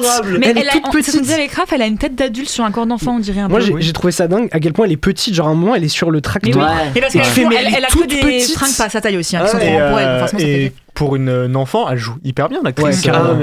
Carrément. Parce que c'est très dur de faire bien jouer les enfants. Non mais moi cette relation entre ce grand frère et cette petite sœur, mais vraiment j'étais à fond avec eux. Je voulais qu'ils réussissent à faire son meilleur comté. Et déjà le comté c'est trop bon. C'est vrai. Et même la relation qu'il a avec sa petite amie. Oh putain. Regarde la gueule de Simon. Non, c'est parce que moi je peux plus en manger de comté. Ah c'est vrai. Ah non. T'as perdu le goût des bonnes choses. Mais du coup t'as pas aimé le film? Non, j'ai bien aimé le film. Mais Gauthier, il a pas dit qu'il n'aimait pas le comté, il a dit qu'il pouvait plus en manger. Ouais. Non, je te rejoins, c'est sûr. Il est dans cette vibe de film qui, bah voilà, ça y est, sort de Paris et du périph' et il y en a beaucoup maintenant et tu les as cités. Donc bon, c'est sûr, ça fait du bien. Et ce qui est marrant, c'est que ce sont quand même des films qui fonctionnent à Paris. Je pense qu'il y a un côté un peu parisien de dire, on voit des films. C'est le son pour les Parisiens. Je dis ça parce que je suis moi-même parisien, voilà. Et parce que le film a fait 150 000 entrées quand même en une semaine. Moi, je trouve que c'est énorme pour 20 dieux. Après, voilà, c'est sympa, mais on va pas en faire tout un fromage. Ça y est, c'est moi qui l'ai faite. Marie? Merde. Oui. La régie n'a pas réagi, ça me surprend. Moi, j'ai absolument adoré le film. Pour ceux, encore une fois, qui me connaissent un peu, ils savent que mon père vient de Franche-Comté. Donc, cet accent qu'on entend dans le film, je l'ai entendu toute ma vie. Moi, je viens d'une région qui ressemble un peu, qui est un peu plus haut dans l'Est, qui est la Lorraine, et où on vit pareil. J'ai eu l'impression, en regardant le film, ça m'a beaucoup ému de voir un épisode et de l'adolescence de mon père et de mon enfance à moi, parce que tout ce que je voyais, je l'ai vécu pendant une dizaine d'années. Et quand je suis arrivée dans le sud, ma vie a changé totalement. Et voilà, mais ça m'a rendu très nostalgique, mélancolique de voir ça. Et c'est tellement réaliste, c'est une intelligence folle d'avoir pris des acteurs. Ça sonne vrai, hein. Pas. Ouais, carrément. Comment on dit, des acteurs amateurs, amatrices, mais qui jouent tellement bien. Enfin, je trouve qu'ils incarnent tellement leur personnage, et je pense que c'était pour une volonté de réalisme dans le métier. Et c'est hyper cool. Les décors sont très beaux. Enfin, je trouve qu'il est juste et intelligent de bout en bout. Et pareil, comme Gauthier, je suis très attachée au personnage dès le départ. La petite sœur, je l'adore. Les relations frères et sœurs, ça m'émeut beaucoup dans les films. Et Vain Dieu, je le dis en permanence. Ma mère, mon père le disent en permanence. Enfin, c'est quelque chose que j'entends beaucoup à la maison. Et donc, tout ça, ça me rend très nostalgique. Hugo? Moi j'aime beaucoup aussi, je viens d'un endroit très agricole que je vais pas citer parce que je cite beaucoup dans cette émission.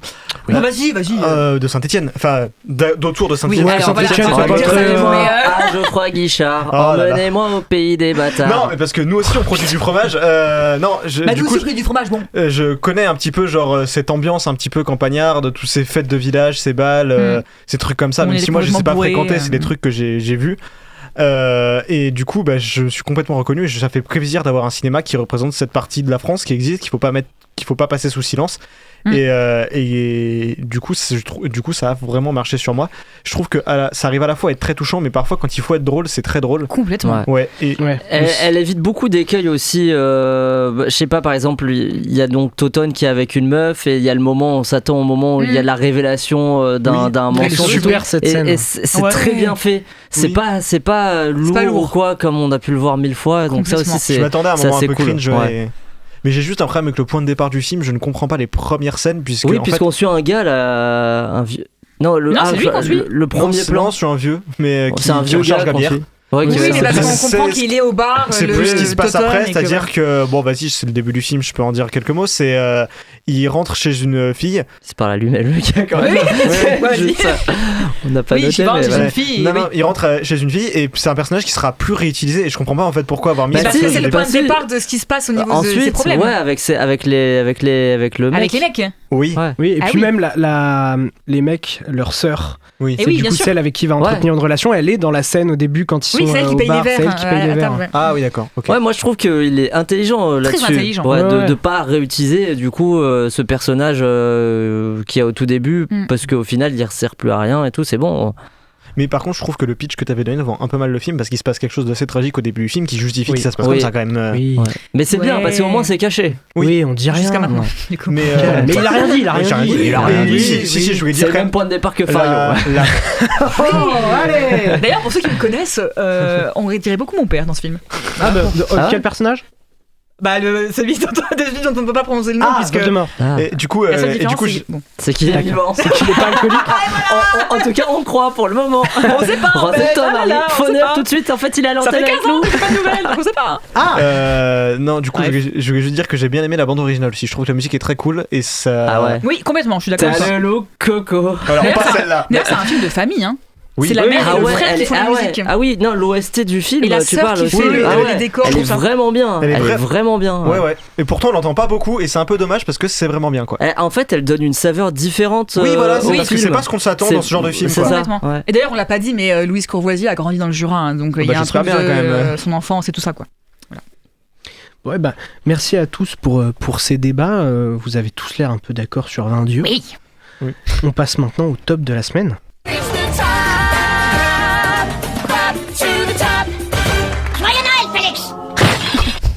On commence par le top 1 de chaque chroniqueur, puis viendra le top 3 de l'équipe TCS. Ton top 1, Marie? Noël à Miller's Point. Non, c'est faux. Ah oui, j'allais dire, j'ai mal suivi les débats. Évidemment, la guerre d'héroïne. Ton top 1, Hugo? Vain Dieu. Ton top 1, Gauthier? Vain Dieu. Ton top 1, Simon? Vain Dieu. C'est comme ça qu'on dit, non? Vain Dieu, c'est plus vosgien. C'est plus vosgien, c'est plus la Suisse et tout. Et quant à moi, ce sera la guerre des Rohirrim également. Merci. Le top 3 de la semaine, on retrouve en numéro 3 un film dont on va parler après parce que c'est Red One. C'est comme ça. Qui est top 3. Excusez-moi, j'étais plus diverti que pour Noël. Hein. On retrouve 20 dieux.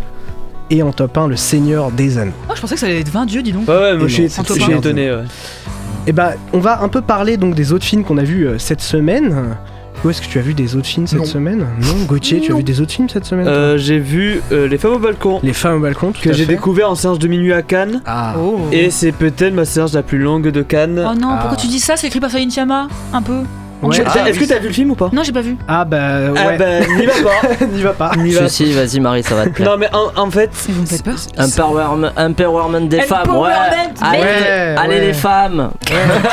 Ouais, Simon. On sait pas si tu te fous de notre gueule ou pas, Simon, là, sur le coup. Gauthier.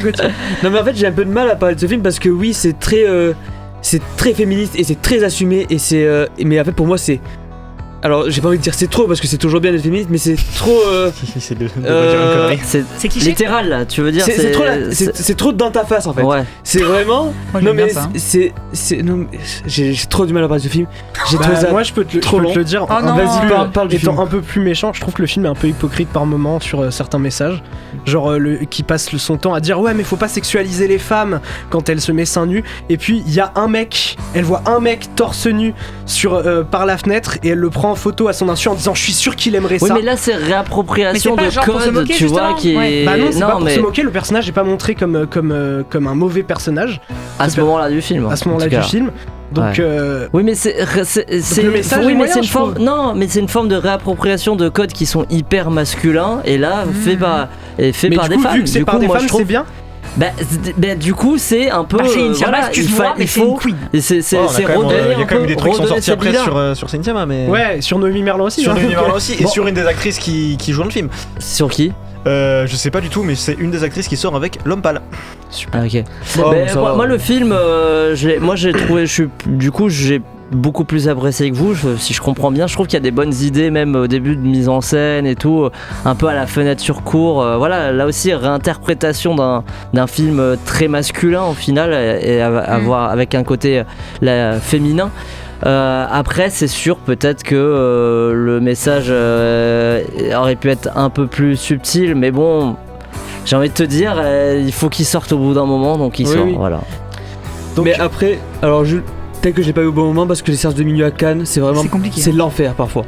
Peut-être t'es misogyne, c'est tout. Hein. Ah putain. Oui, moi j'ai vu Red One. Tu as aussi vu Red One. Bien j'ai sûr. vu Red One également. Dwayne Johnson, Chris Evans, que demande le personnellement j'adore The Rock. Moi aussi. Donc ça m'a fait perdre beaucoup d'objectivité. Mais écoute, moi ça m'a diverti, c'est ce que je lui demandais. Donc j'étais très heureuse de le voir. De même, j'ai trouvé ça très rigolo. C'est ça. Ouais, et J.K. Simmons quand même, on est content de le voir. J.K. Simmons en Père Noël. Non, j'ai trouvé ça très rigolo aussi. Voilà. C'était très rigolo. Oui, très rigolo. Moi j'ai également vu Syntex. Quelqu'un d'autre a vu Syntex? Non, mais j'avais envie. Alors bah c'est sympathique, il y a un parti pris visuel qui est assez unique et c'est pas mal même si c'est un peu long. D'accord. Voilà, est-ce que quelqu'un d'autre a vu d'autres films cette semaine? Non. C'est déjà bien assez, je te le dis. C'est déjà bien assez, je suis d'accord. Parlons maintenant on va passer à notre carte blanche. C'est la carte blanche de Noël. Et maman elle voulait pas parce qu'elle dit que c'est une débile mentale et une pute. Każda сказки jest prawda. Mufasa, sauve-toi. Pika pika. Le jeudi c'est soirée bang bang. Gang bang. Bang bang. Qui a rien à voir avec Noël. Il ne nous reste... T'as réussi à faire un bon petit résumé de tous les films qui vont sortir. Ah, c'est bien, on peut passer à autre chose. Il ne nous reste qu'une carte blanche et un quiz avant de clôturer cette belle année 2024 de The Cinema Show. Mais les sorties cinéma, elles ne s'arrêtent pas. Et mes chroniqueurs et moi-même, on compte bien profiter de ces fêtes de Noël pour se rendre en salle. Mais on ne pourra pas en parler à la radio comme on a l'habitude. On se fera un petit speed noting quand même à la rentrée. Notre retour se fera le 8 janvier avec une émission sur nos tops et flops de cette année 2024. On va donc rater les sorties du 18 et 25 décembre ainsi que celles du 1er janvier. J'ai ma petite liste avec moi. Bah non, pas du 8 du coup. Parce que ça sera celle-là encore après. On sera rentré. Ouais, mais ça sera celle... Ah oui, non, oui. C'est pas grave, t'es con. J'ai ma petite liste avec moi. Un petit speed noting, vous inquiétez pas si vous avez vu plein de films. J'ai ma petite liste avec moi, ainsi que mes petits favoris. On va donc en discuter. Tout d'abord, c'est quoi le film que vous attendez le plus pour ces 3 prochaines semaines, Marie? Oh putain, attends, tu me demandes à moi. Vite. Oh my god. Attention. C'est un film du 1er janvier. Attendez. Un film du 1er janvier. Il y a plein de trucs. Attention, le 1er janvier, il y a plein de trucs 6 bien. jours, L'amour au présent, Bird. Alors Bird d'Andrea Arnold, j'ai très envie de le voir. C'est trop bien. Ça a l'air très bien, Bird. Ça a l'air très bien, effectivement, je suis d'accord. Et également L'amour au présent. L'amour au présent avec Florence Pugh. Et c'est gros mythe. Attendez. Voilà, c'est gros. C'est le 3 janvier, c'est vrai. J'ai très envie. J'ai très hâte de voir sur Netflix. Et là, j'ai dit que des trucs du 1er janvier, je suis désolé, peut-être qu'il faut revenir un peu en arrière. On va revenir un peu en arrière. Mais moi, tant qu'on est au 1er janvier, moi, celui que j'attends le plus, c'est le film de Franck Dubosc. On dirait que le Jura est tout mis dans le domaine public ou quoi? Oh là là. On t'a un autre cadeau pour Marie ou pas? Non. Non, c'était très drôle. J'ai une anecdote sur le film Un ours dans le Jura. Ah bah oui. Ah oui, c'est vrai. Non mais j'ai rencontré. Attention, c'est pour. Non, mets-toi bien autre devant la anecdote. caméra parce que ça peut faire un reel. Vas-y. Non mais c'est une autre anecdote. En plus, c'est pas celle-là que je voulais raconter. En gros, pour mon cours en master, on a rencontré la productrice du film. Et sachez que Pathé mise énormément sur ce film. Ils veulent que ça fonctionne. Dans leur tête, c'est vraiment un gros carton. Ah ouais. Alors oui. Alors. Pas Franck Dubosc, hein, j'imagine. Oui, parce qu'en fait, il est sorti en janvier en plus. Oui, non mais parce qu'ils veulent essayer de changer l'image de Franck Dubosc avec ce film. J'en sais pas beaucoup plus. Oh, j'ai hâte, c'est un peu. Et il a des insides. Et du coup, voilà. Super. Et t'as choisi l'affiche du film. Non. Alors, anecdote. Oh là là. Ça va aller très vite. En gros, la productrice, Thibaut, hein. elle hésitait entre deux affiches qu'elle parlait avec Franck Dubosc. Ils étaient pas d'accord sur l'affiche. Du coup, elle nous a tous filmé un par un dans ma classe. On devait dire l'affiche préférée. Du coup, techniquement, normalement, Franck Dubosc avait ma tête disant je préfère l'affiche 2. Voilà. J'adore. Super, il a choisi la une. Si je peux me permettre, il y a aussi Pyramiden qui sort le 1er janvier, qui était l'ouverture du mois documentaire au Cinémed. C'est un film d'anticipation de Damien Faure. Et je l'avais pas pu le voir, il me donne très très envie. Voilà, science-fiction. Et sinon, aujourd'hui, il y a pas mal de films qui sortent qui sont pas mal. Oui, mais attends, parce que je voulais parler de vos plus grosses attentes d'abord. D'accord, tu te calmes. Et je ferme ma gueule alors. Hugo, c'est quoi ta plus grosse attente? Moi, ça sera plutôt sur la semaine du 25, je pense. Déjà, il y a Nosferatu de Robert Eggers, ça fait très envie. Bon, Sonic 3 juste pour le divertissement parce que alors Sonic 3 les premières critiques sont très positives hein, oui, étrangement. Oui mais c'est les critiques américaines, ils sont toujours un peu trop. Ça fait peur quand même. Et surtout il y a la comédie musicale Jolie de Diastème. Ah ouais, ça donne alors envie de j'ai vu 2-3 retours un peu négatifs, moi je suis toujours curieux. On s'en fout. Il y a Clara Luciani qui a son premier rôle au cinéma, il y a un gros casting, ça fait très envie. Gauthier. Alors, moi, c'est 2 films qui sortent cette semaine. Non, je vais pas parler de Craven. Quoi Tu vas pas parler de Craven? Non, mais on en parlera après de Craven. Il y a Au Canada de Paul Schrader. Ah ouais, ça donne trop envie. Alors, il y a des retours un peu mitigés de Cannes. Je l'ai raté à Cannes. Et moi, j'ai trop hâte. Vraiment, c'est même la balance me donne trop envie. L'affiche, je la trouve magnifique. Et aussi, il y a un film français qui s'appelle Le Beau Rôle avec William Legbill et Vimela Ponce. Qui est sorti aujourd'hui. Et allez le voir, je dis pas ça parce que j'ai un de mes meilleurs amis qui a monté le film. Mais non. Il y a Titouan qui était avant dans l'émission. Incroyable. Et vraiment, moi, ça a l'air une comédie romantique qui me donne vraiment envie. Tous les extraits, je trouve ça adorable et j'ai trop hâte. Et c'est bien monté. Simon, du coup, toi, ça serait Le Beau Rôle? Ouais, je le dis parce que je veux pas perdre cette amitié, mais sinon, en vrai, je m'en branle. Non, je rigole. Il sait ce que je pense de ce film. Mais oui, ça a l'air sympa en vrai. Sinon, j'ai pas trop d'attentes sur ces semaines qui arrivent. Je trouve qu'il y a rien qui sort. Franchement, moi, il y a rien qui me motive vraiment, à part le Franck Dubosc. Vite fait, joli là. Nosferatu, non, je m'en bats les couilles. Robert Eggers, en plus, j'ai jamais vu un de ses films. Je suis toujours pas rentré dans sa filmo, voilà. Ouais, bah Craven, j'ai envie de voir Craven, mais juste pour rigoler un petit peu. C'est la réflexion Johnson pour lui, voilà. La réflexion que je me faisais, c'est que c'est peut-être la première année en quelques années, on n'a pas de vraiment très gros blockbuster très attendu. Il est sorti. Mais tant mieux, ça donne du la place aux autres. Parce que on a eu des Avatar 2, des Spider-Man No Way Home. Ouais, mais je pense que Disney considère Mufasa comme la grosse sortie. C'est le Roi Lion comme c'est une gabarit. Parlons de Mufasa 2 secondes vu qu'on est les deux à l'avoir vu. Comment vous l'avez vu? On l'a vu ce matin. Il est sorti aujourd'hui. Oui, c'est vrai. À chier. Ce matin. À chier. Wow. C'est pas très bien, effectivement. C'est nul. Oh, il est méchant. Mais c'est claqué au sol. Oh, il est méchant, mais c'est pas très bien. Si je peux me permettre, le 25 décembre, il y a Planète B de Léa Rapin qui me donne très envie. C'est un film de science-fiction, donc évidemment j'ai envie de le voir. Et il y a également Mon Inséparable d'Anne-Sophie Bailly qui a l'air très émouvant. Il y a Au Canada qui est sorti aujourd'hui là de j'allais parler, tu m'écoutes pas. Moi j'ai trouvé ça moyen. J'ai trouvé ça moyen à Cannes. Moi j'avoue que il y a Craven. Oui, évidemment, on n'attendait pas Craven. Et je vous trouve dur avec Sonic 3 parce que moi j'ai adoré le 2. Si vous avez dit ça n'a pas l'air bien et tout. Bah le 1 était pourri en tout cas. Le 1 était pas terrible. Aussi, hein. Non, moi je suis pas d'accord, j'adore le 2. J'adore le 2 et je trouve que le 3 a l'air très bien et pareil Nosferatu. J'ai très hâte de voir ça. Moi j'aime beaucoup le cinéma de Robert Eggers. Donc j'ai très hâte et Nosferatu de 1922 est un de mes films préférés donc. Et dans le chat, je sais pas s'il y a des gens qui ont dit des choses. Si, il y a ça là, c'est grosse bite. Super.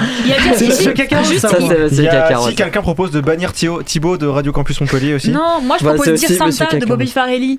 Parce qu'il y a Jack Black dedans qui joue Satan. Parce que le gamin il se trompe dans les lettres. Et ça c'est où? C'est sur une. C'est sur Paramount Plus. Ok. Oh là là. Tout à fait. Oui, il y a Jack Black. Mais encore une plateforme. Si, moi une attente Squid Game en fait. Ah ouais. La saison 2 de Squid Game là qui sort vendredi. T'as vendredi ça sort? Je crois que c'est vendredi. 26 décembre. 26 décembre. Ah 26 décembre. Alors le vendredi d'après. Je vais citer un peu quelques sorties que j'ai écrites. Alors moi j'ai vu Sarah Bernard, la divine de Guillaume Niclou aujourd'hui. Ah, tu l'as vu? J'ai détesté. Ah merde, ça donne envie. J'ai trouvé ça vraiment pas bien du tout. Je vous laisse faire votre avis, mais j'ai trouvé ça vraiment pas bien du tout. Il y a également Sous écrou d'Hakim Bougueraba et de la team des Dégains qui est sorti aujourd'hui. Oui, il faut qu'on en parle un petit peu parce que donc avec Hugo, on est sorti à peu près au même moment du ciné et donc il y avait la police parce qu'il y a eu des gros débordements sur une séance de Sous écrou. Mais c'est pas Il y vrai. a eu 3 voitures de police à la sortie du Odysseum, sachant que les Dégains 2 avaient connu des problèmes similaires. Voilà, donc, les Dégains 2 avaient connu des problèmes similaires, donc on commence à se dire. comédies. Ah bah bravo. C'est des comédies, mais non, encore. Simon. Non. Non, c'est juste que effectivement le public n'est pas très respectueux apparemment. Donc mais c'est vivant. C'est vivant. C'est l'année dernière pour les Dégains 2, ils avaient lacéré des sièges. C'est vivant, putain. C'est comme le Cop Nord. C'est comme une arrivée de Thibaut dans The Cinema Show, c'est vivant. Alors aujourd'hui, il y a également un Noël en famille qui est sorti avec Didier Bourdon. Donc ça a l'air. On dirait ce film il est sorti 1000 fois tellement le titre. Alors un Noël en famille, c'est littéralement le titre du court-métrage qu'on avait récompensé au au 48 heures. Au 48 heures. Ouais. Et il y avait pas Didier Bourdon. Mais c'était mieux et il y avait pas Didier Bourdon. Il y a le retour de Fais pas ci, fais pas ça ce soir aussi. Attention à voir. Le 25, le 25, il y a Le Déluge avec Guillaume Canet qui joue donc Louis XVI, je crois. Ça c'est sur quoi? C'est au cinéma. Pour voir Guillaume Canet se faire guillotiner, je jette. Voir Guillaume Canet se faire guillotiner. Oh là là, Lucas va être très très énervé. Et le 1er janvier, il y a 6 jours qui a l'air pas mal de Juan Carlos Medina. Ah non, c'est dans un peu plus là. C'est le 1er janvier, c'est marrant. Et il y a également, alors je le dis, c'est pas un gros film, mais il y a un documentaire qui s'appelle Pépé, qui est un documentaire sur l'hippopotame de Pablo Escobar. Et je trouve que c'est génial, j'espère qu'on l'aura à Montpellier. Je trouve que l'idée de faire un documentaire sur l'hippopotame de Pablo Escobar est géniale. Alors, il y a Thibaut qui dit dans le chat qu'en janvier, il y a le retour du Big Deal. Si ça, c'est pas une fake news, franchement. C'est pas une fake news, c'est pas une fake news. C'est ce que j'attends le plus alors. Mais sans Vincent Lagaffe. Si, il y a Vincent Lagaffe. Et il y a pas Vincent Lagaffe. Non, il y a Vincent Lagaffe. Il y a Vincent Lagaffe. Oui, non, il y a le Big Deal n'est pas le Big Deal sans Vincent Lagaffe. Tu veux dire que l'extraterrestre est revenu? Oui. Mais c'est dingue. Mais il est jamais parti en fait. C'est dingue. Il est jamais toujours dans le cœur. Putain, c'est dingue. J'ai hâte. Bah voilà, merci pour cette carte blanche. Merci pour cette carte blanche, c'était très beau. Donc la plus grosse attente, le Big Deal. J'ai un petit cadeau pour Gauthier parce qu'il n'a pas eu de cadeau. Le filon. Tiens. Qu'est-ce que c'est? Je t'offre ceci. Ah, c'est quoi? Attention, il faut pas le boire, c'est un magnifique anti-calque. Tiens, prends Est-ce qu'il s'est plaint de son calcaire? Pourquoi tu lui offres ça? Non, vraiment. Non, mais je te dis pas, c'est chiotte chez lui. T'es content, Gauthier? Je commence à croire que c'est Jack Skellington qui offre le cadeau. Je suis très content, écoute. Ça va alors. Bon, merci pour cette carte blanche de Noël. On passe maintenant à notre quiz. The game is on.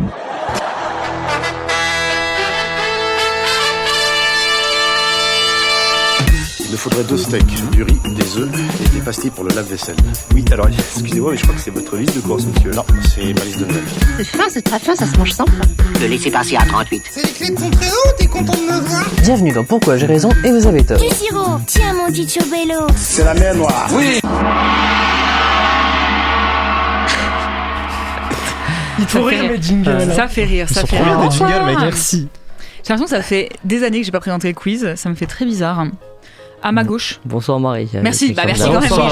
J'attendais qu'on vous montre. Et monsieur Cacarose a dit elle est tellement belle, si j'étais hétéro, j'en serais fou. Et comme il est hétéro, mais il parle pas de moi. Si. Comme il est hétéro, fais gaffe. Ne traîne pas dans la creuse. Merci monsieur Cacarose. Ah d'accord, j'y vais jamais. À ma gauche, nous avons l'équipe de Lucas et Hugo, dont Hugo, tu seras le chef d'équipe. Puis à ma droite, nous avons l'équipe de Gauthier. Simon, Gauthier, tu seras chef d'équipe, bien évidemment. T'as l'air heureux en tout cas, t'as l'air très heureux. Mais parce qu'à chaque fois je fais perdre l'équipe en faisant ça. Mais moi aussi. Mais non les gars. C'est Noël. Attendez. Normalement, écoutez, je me mets en place, ça va. Gauthier, tu veux pas révéler l'enjeu de ce quiz? Ah oui. Gauthier a un happening. Gauthier a un happening. J'ai un petit cadeau. Alors je vais pas dire encore ce que c'est, mais le gagnant gagne une affiche. Je vous laisse découvrir. Je sens que ça va être un film pourri. Ça va être un film pourri. Tu ne sais pas ce que c'est. Ok. Je vous laisse trouver le film à la fin. Hugo et moi, on sait. Très heureux. Alors, très bien. On espère gagner. Eh ben, vous verrez bien en fait. La première question, vous la connaissez. Il faut découvrir le titre du quiz. Évidemment, c'est un jeu de mots entre le mot quiz et l'un des titres des films de la semaine. Je vous laisse me donner vos propositions. Ça forcément. Le seigneur des quiz. La guerre des Rohirrim, ouais. Le quiz des Rohirrim. Ah, j'ai cru qu'il y a pas de quiz dans le TV là. Et c'est qui notre chef d'équipe? C'est Gauthier. Allez. Ok, allez. Nous, c'est le quiz des anneaux. Très bien. Aucunement. C'était quiz à Miller, pas le quiz. Noël à Miller's Quiz. Je l'avais dit tout à l'heure. Bah après on avait tout dit. Ouais. Je suis pas si prévisible que ça en fait. C'est ça que je voulais vous faire. Il y avait plein de choses à faire en plus. Donc c'est bien. Merci. Bien. Bravo. Merci beaucoup, si Simon. J'étais hétéro, non. C'est pas ça. Très bien. Tous à vos casques. Première question de ce quiz. Dans quel film peut-on entendre cette musique? Inside Llewellyn Davis. Juno, absolument. Putain, bien joué. Pourquoi Juno? Puisqu'il y a Michael Cera, absolument. Michael C'est la musique Cera. des Moldy Peaches. Un point, et le premier point de ce quiz pour l'équipe d'Hugo. Aïe. On passe au en or ou en bois. Première info, Elton John a composé la musique du prochain film du Roi Lion, Mufasa. Est-ce que c'est en or ou est-ce que c'est en bois? En bois. Je te fais confiance. En bois. Évidemment, c'est en bois. Pourquoi je parle de ça? Parce que c'est Lin-Manuel Miranda qui l'a fait. Je pensais à Simon avant la question. La merde. J'ai dit, après à la fin de la séance, j'ai dit Lin-Manuel Miranda, la merde. À part ne parlons pas de Bruno. Vaiana. Ça fait 2 C'est pour de la l'équipe merde, Vaiana d'Hugo aussi. et... Non, moi j'ai bien aimé. Et Stop. 1 pour l'équipe de Gauthier. Deuxième info, Macaulay Culkin a révélé que Joe Pesci l'avait mordu sur le tournage de Maman, j'ai raté l'avion. J'adore cette info. Qu'est-ce que t'en penses? Est-ce que c'est vrai ou est-ce que c'est faux? Il fait pas exprès parce que. En or? Allez. En or à ma gauche, On tente en or? Ouais. en or à ma droite. En or. Absolument, c'est vrai. Actuellement en tournée pour raconter ses souvenirs de J'allais tournage déjà. comme s'il y avait une photo du Non, moment.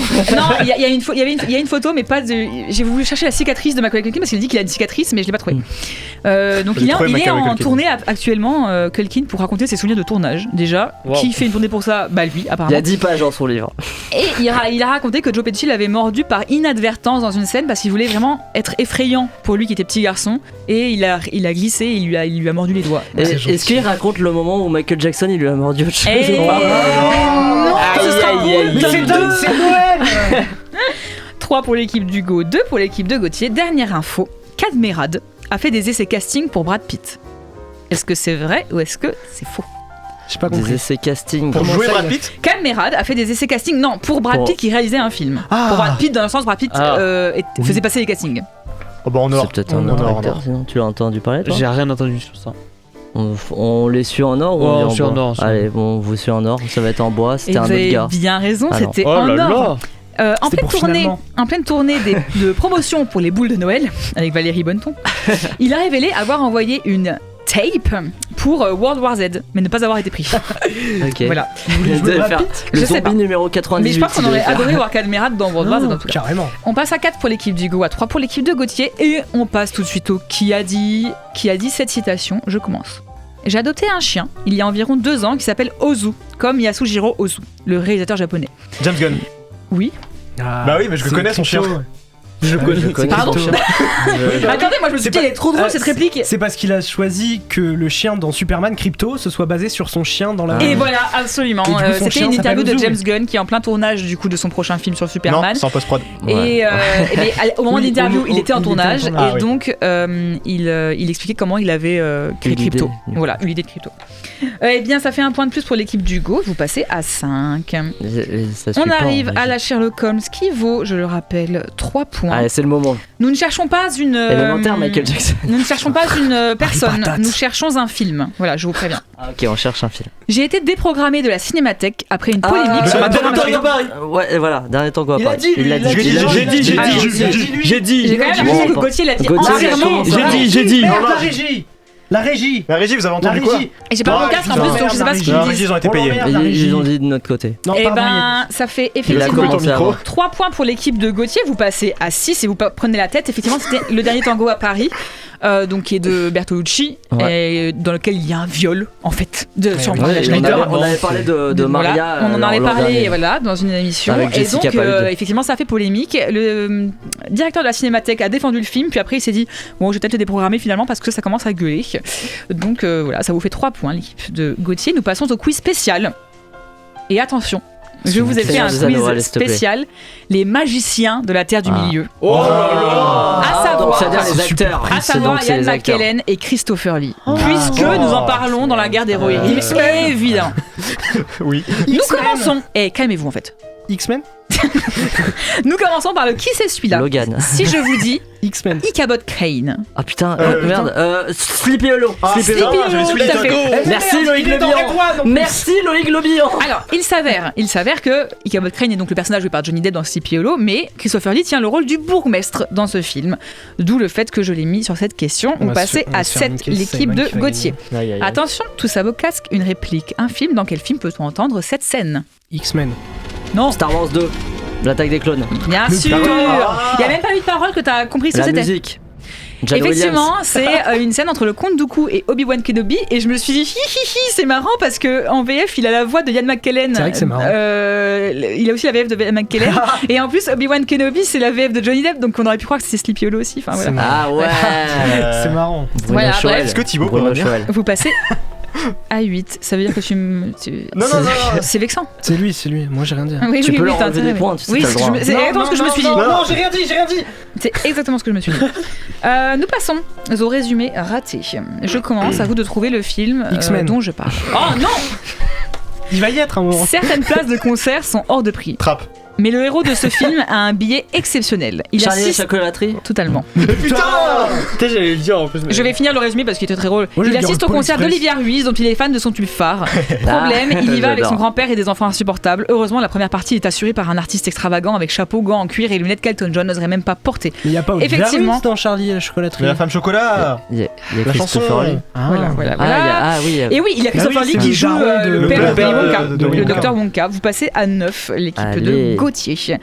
Le jeu des synonymes. J'ai remplacé tous les mots d'un titre par des synonymes. Vous X-Men. trouvez le titre original? Non. Le titre synonyme étant Leonardo mot de passe. Leonardo da Vinci. Da Vinci Code. Non, je l'ai dit. Lucas l'a dit, oui, effectivement. Oh merde. Da Vinci Code. Tu peux nous le C'est laisser Noël. celui-là. Lucas, c'est Noël. Vous passez à 6, calmez-vous. T'es vraiment un connard, Père Noël. Effectivement, Da Vinci Code de T'es Ron vraiment une Howard, ordure. dans lequel joue Ian McKellen, bien sûr. Merci le Québec. Attention, si Ouais. je vous dis le dernier des héros. X-Men. Non. Logan. Non, Dernier des héros. Attends. X-Men 3. non. C'est un peu littéral hein, quand même comme traduction. The hein. Last Hero. The Last Man. Non, Last non, Man. non. Last Hero. C'est un film dans lequel t'es pas loin. C'est The un film Last dans lequel Hero, joue le Ian McKellen donc. Ouais. Il joue la mort d'ailleurs, si je peux vous le dire. Last Action Hero. Oui, Last Last Action Hero. Ouais. Hero, tout à fait. Putain, c'est Vous vrai. passez à Attends, 10. il y a Ian McKellen. Oui, il joue à il joue la mort. Oui, il joue à la mort à la fin. C'est lui qui La joue. mort de. Il y a une photo normalement Ouais. où il a une tête vraiment très particulière. Putain, en plus, je l'ai revu le film il y a Oui, pas oui, longtemps. Lucas. Nous C'est vrai. passons au pas tourné. Il a un doute, mais c'est Question vrai. à 5 propositions. Lequel de ces Je croyais acteurs que la mort, c'est pas Max von Sydow dans Last Action Hero? Eh non, c'est Ian Putain. C'est McKellen. pas Max Boublil? Adoré. J'espère qu'il y a Doctor Who quand même. Lequel de Océane. ces acteurs n'interagit pas avec les deux magiciens dans Max la Boublil. saga du Seigneur des Anneaux? Ok. Donc lequel de ces acteurs n'interagit Ça, ni ça, avec ça n'interagit pas avec Saruman Ah, et ça va le C'est faire. Gandalf. facile, ça va le faire. Ok, Viggo ok. Mortensen, Orlando Bloom, Miranda Otto, Cate Blanchett ou Karl Urban? Lequel de ces acteurs ou laquelle de ces actrices n'interagit pas avec les deux magiciens dans la saga du Seigneur des Anneaux? Pas du Hobbit. Le Hobbit ça compte pas. Non, j'ai pris que le Seigneur des Anneaux. Ah, attends, maintenant j'ai un doute. J'ai envie de dire Karl Urban. Ça veut dire qu'il y a un acteur ou une actrice qui Quel moment n'interagit il interagit soit avec Saruman qu'avec un des deux, soit avec aucun. Aragorn, il Alors, va avec les deux. Karl Oui, Urban, oui, il oui, interagit c'est sûr. de sûr Avec Gandalf. Gandalf. Oui. Kate Blanchett Il faut que les aussi. 4 autres interagissent avec Aragorn, les deux. Bloom. Hein. Attention. Bah, tu sais, quand il Au meurt. début du 3. Je les vous les redis. Viggo quand il meurt. Mortensen, Orlando Bloom, Ouais, mais je sais pas Miranda si lui parle. Otto, Cate Blanchett, Oui, non, mais Karl il Urban. est Putain, dans la même scène. Oui, oui, oui. C'est genre tu considères s'il est dans la même scène. Il se Et rappelle pas. Owen, quand est-ce Pas qu'elle forcément. elle Une est interaction, avec, ça peut être parce que différent. avec Saruman, Je crois Du- que ça. Orlando Non, Bloom. parce que. Ah, il faut qu'il vraiment il parle. Saruman dans le dos. Et alors, ils parlent pas forcément, mais en tout cas, ils sont en interaction les deux. Et oui, Je sais pas comment- je peux pas dire plus que ça, parce Parce qu'il y a que. déjà une présence physique dans la scène. Ça compte pas. Si, ça compte. Si, ça compte. Ok. Attends, qu'est-ce qui compte? Donc voilà. La version longue, Parce elle que moi, compte ou j'avais pas La présence que physique Orlando ou Bloom, il sort une la punchline quand il présence. meurt. Attendez, Oui. je vais vous Ouais. détailler. Donc, Présence physique le roi, mentale. c'est Voilà. C'est bon, c'est bon. Ok, c'est Lui, on l'enlève aussi. Donc, Ah C'est oui, tu peux c'est éliminer alors Karl Miranda Urban et- Otto, putain, Cate oui, Blanchett, t'as Karl raison, Urban. gros. Karl Urban, Je peux vous dire peut-être d'ailleurs les noms des qu'il- personnages s'il vous plaît. Aragorn, Oh, il est Legolas, trop malin! Éowyn, Galadriel et Ok. Éomer. En vrai, je sens que Blanchett, c'est surprenant, oui. mais que c'est Galadriel. Galadriel. C'est Galadriel, ouais. Galadriel, Alors, parce que Cate c'est- Blanchett. Cate Blanchett. C'est hors Hobbit, c'est ça? Hors Hobbit, ouais, tout à fait. Ouais, Ah bah oui. moi aussi je pense que c'est Cate Ouais, je Blanchett. pense aussi. Parce que- Je note Cate Blanchett, donc Oui. très bien. Alors, je vais vous dire ce qui s'est passé. effectivement. C'est que, du coup, c'est comme a dit Hugo. Oui, dis-moi, quand vas-y. ils interagissent avec le roi du Rohan, c'est Saruman. Qui est possédé par Saruman, Donc, bien sûr. voilà. Miranda Otto et Carl C'était ça Urban. le petit piège. Ok. Et d'ailleurs aussi dans cette scène, Viggo Mortensen et Oui, Orlando Viggo Bloom. Mortensen, ouais. Par contre, effectivement, Cate Blanchett n'interagit pas avec Saruman dans Ça, sa raison, c'est un avec bon, Gandalf ça. à Ça, la c'est un toute bon, fin, ça. mais elle interagit avec dans le Hobbit. Dans le Hobbit, ouais. Et Mais évidemment. c'est pour ça que j'ai posé la question. Mais bien sûr, tout à fait. Et j'ai bien senti que c'était pour ça. J'ai bien compris, mais tu as tout à fait compris, Lucas, ma petite. Mais nous aussi, on a bien compris parce qu'on a eu le point, donc allez On vous faire passait foutre. à 11 chez Gauthier et à 7 chez Hugo. Aïe, aïe, aïe. On passe se au refaire, on va se casting. refaire. Quel film contient ce casting? Ian McKellen, Jason Derulo, X-Men. Rebel Wilson, Ah, Jason Derulo. James Corden, Ah, tous en Taylor scène. Swift, Idris Elba, Jennifer Hudson, Judi Dench, Francesca Eward. Est-ce que c'est un film d'animation? Alors, Ouais. Taylor Swift, c'est-à-dire c'est pas. Ah, oui, Cats. oui, Cats. Oh, c'est vrai, ce film existe. J'ai eu un vrai infarct. Dans lequel il y a donc Ian McKellen, vous passez à 12 l'équipe de Gauthier. On se fait arracher, Dernière Lucas. musique de Ouais. film, tous à vos casques. Dans quel film peut-on entendre cette musique? X-Men. Logan. X-Men, Oui, X-Men, bien sûr, X-Men. J'ai dit X-Men 2 plus précisément. Non, c'est le 1. Quoi? Sérieux? Oui, mais dans le 2, c'est la même en fait, c'est pour ça. Non, non, c'est pas la même. Bah si, c'est le même thème qui est repris un Non. peu différent. Le thème, il Bon, était en Hugo, demande. c'est le 1, je te dis. C'est bon ou pas? Oh, c'est pas possible ça. Vous passez à 8 chez Hugo. Allez. Nous arrivons au duel time. Alors là, vous avez le droit à 2 thèmes qui sont extrêmement simples. L'équipe Allez, de mon Gauthier, poulain. Gauthier, tu vas pouvoir commencer. Tu as le choix entre Gandalf ou Saruman. Saruman, ça va peut-être être des questions, tu sais, sur Dracula ou je sais pas quoi, parce que Christopher Lee, il a beaucoup joué. Là, là, là, là, Non, mais là, là. Saruman. Là, là, Saruman là, pas. là, là, Oui, c'est la là, question là, sur là, Doctor là, Who, là. c'est perdu. Saruman. C'est Gandalf. Christopher Lee a joué tous ses rôles sauf un qui a été joué par Ian McKellen. Il a joué Lequel? Simon. 4 propositions. Sherlock Holmes, le tsar Nicolas II, le comte Dracula. Il y a pas d'image, hein, évidemment, parce que sinon ça vous spoil. Ah oui, Merde. Le Ça comte pourrait être des Dracula images des et autres. le monstre de Frankenstein. Christopher Lee a joué tous ses rôles sauf un qui a été joué par Ian McKellen. Lequel? Sherlock Holmes, le tsar Nicolas II, le comte Dracula, le monstre de Frankenstein. Je l'ai pas. Gauthier, je crois en toi, Gauthier. Gauthier, je l'ai. Simon, il l'a aussi. Je vais dire une bêtise. Mais non, rien n'est une bêtise, vas-y. Tu redis la dernière fois. Sherlock Holmes, le tsar Nicolas II, le comte Dracula, le monstre de Frankenstein. Et l'un de ces rôles a été joué par Ian McKellen. Sherlock Holmes. Je note. Élémentaire, Michael Jackson. Je peux redire Harry Hugo, Patate, c'est tu moi. as donc la question Gandalf. Question. Ian McKellen a joué tous ses rôles sauf un qui Oui, a été bon, joué du par coup, oui. Christopher Lee. Lequel? Sherlock Il n'y a toujours Holmes. pas d'image, Merde. évidemment. Richard III, Yorick Byrnison, Mycroft Holmes, Big Ben. C'est qui le deuxième? Alors, Yorick Big Ben- Byrnison, c'est l'ours à la croisée des mondes. D'accord. Alors, Big Ben, c'est sûr que c'est Ian McKellen. Oui, C'était non, dans le remake de la Ah, Belle et j'ai la pas Bête. le droit de l'aider, c'est vrai. Et non. Attends, tu peux me redire les 3 premiers du coup? Richard III, Yorick Byrnison et Mycroft Holmes. Mycroft Holmes qui est donc le frère de Sherlock Holmes. Allez, pour le beau jeu, Mycroft Holmes. Ah. Je note. Donc, nous ça, commençons en fait. par l'équipe de Chacun Gauthier. joue l'autre. Christopher Lee a évidemment joué le comte Dracula, notamment dans Dracula, Prince des Ténèbres et tous les autres. Oui. Christopher Lee a également joué le monstre de Frankenstein dans Frankenstein s'est Mais échappé. non. Mais non. Oui. Mais par contre, il n'a jamais joué le tsar Nicolas II. Mais non. Ah, Puisque putain. McKellen l'a interprété dans Rasputin. Par contre, Christopher Lee a joué Rasputin dans Rasputin le moine fou. Attention. Et il a joué Sherlock Putain, Holmes mais- dans Sherlock Holmes et le collier de la mort. Mais Ian McKellen, il joue Désolé. pas dans le film de. Voilà. bien sûr. Voilà. Aïe aïe aïe aïe aïe aïe Vous, aïe. Je vous pense que perdez ça sent 4 bon pour points nous. et vous passez à 8. Ça sent bon pour nous. Non, non, il non, faut que- attends, c'est faut pas pas crier 3 du tout. points maintenant qu'on perd, Ah, on c'est avait 3, dit. et ben Mais vous bon, passez à de toute façon- 9. De toute façon, dans tous les cas, Si on vous voulez. perd. C'est Ça sent il y aura bon pas pour de nous, ça réponse. sent bon pour nous. Attends, Allez, attends, allez, attends. Hugo, Oui. calmez-vous, vous me faites monter le palpitant, c'est terrible. Pardon. Hugo, Ian McKellen. Oui. Donc il a joué Richard III dans Richard III, déjà, Oui. partons Bon. de ce principe. Il a joué Yorick Byrnison dans À la croisée des mondes, la boussole d'or, effectivement. Et d'ailleurs, Christopher Lee, il avait aussi un petit rôle dedans. Non, Il jouait mais un non. haut conseiller. Mais si, non. mais si. Mais c'est dingue. Et effectivement, il a joué Big Ben dans La Belle et la Bête, mais il n'a jamais joué Mycroft Holmes, puisque Ian McKellen a joué Sherlock Holmes dans Mr. Holmes. C'était dur, en Et vrai. Mycroft Holmes a été joué par Christopher Lee dans La vie privée de Sherlock Holmes de Billy Wilder. Après. Vous gagnez 3 points et vous passez à 11 et vous remportez C'est ce la magie de quiz. Noël. C'est la magie de Noël. Lucas. Bah, C'est la après- magie de Noël. Après, oui, la Donc, magie de Noël fait qu'on a tous gagné. Vous avez gagné quoi On a gagné euh, l'affiche. Attends, donne Gauthier, je vais la montrer l'affiche. Si t'arrives à la sur le déplier plan- parce qu'elle est immense. Peut-être sur Elle le est plan immense. large. Tu peux enlever ton. Non, comme ça sur la GoPro peut-être. Voilà, comme si on n'avait pas assez de temps à perdre. Donc il est en train de déplier l'affiche hein, Ouais. pour ceux qui sont à la radio. Et hein. on peut peut-être faire un commentaire. Et on va C'est découvrir. une très grande affiche, format cinéma, hein, évidemment. Ah, de chien et chat. Ah, formidable. Ah. Et Je te la est-ce- laisse, Il y a hein. beaucoup Eh ben, d'espoir en bravo, Franck Dubosc l'équipe qu'on avait dit. gagnante, vous devez Il est être très pas mal heureux. Franck Dubosc sur l'affiche. Alors Il est beau, hein. Charismatique. hein. Ouais. Bah, Ducas, je te la laisse. Hein. Moi j'adore les animaux. Hein. Moi aussi, hein. Mais Elle pas est des énorme. animaux de chien et C'est chat. vraiment un cadeau empoisonné. Si vous avez ce cadeau un jour, vous savez que c'est. Tu sais, on peut faire le truc avec le cadeau qu'il faut le refiler à des gens à chaque fois. Là. Ah ouais, le cadeau maudit. Moi je le garde et je suis heureux. Et tu le mets dans ton appart. Je le mets dans ma chambre. Ton appart il est plus petit que la Au-dessus fiche. de ton lit. C'est pas entièrement faux. Merci Marie pour ce quiz. Je suis très content qu'on ait gagné. On passe maintenant au reco de la semaine. Alors si je peux me permettre de te donner un conseil, c'est oublie que t'as aucune chance, vas-y fonce. On sait jamais, sur un malentendu ça peut marcher. Toutes les semaines, les chroniqueurs et moi-même vous faisons part d'un coup de cœur plus ou moins lié au cinéma. Petit tour de table. Simon, c'est quoi ton coup de cœur? On commence par moi. Je l'ai ramené mon coup de cœur. C'est le livre Comment répondre aux questions difficiles de Milou Azoulay. Franchement, c'est un super livre. Marie m'en a lu quelques extraits. Il est incroyable. Par exemple, comment on fait quand un enfant, on sent qu'il devient homosexuel, il le devient bien sûr. Il le devient bien sûr.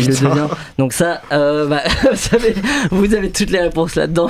N'hésitez pas à aller le découvrir. En plus, je pense que vous pouvez encore le trouver.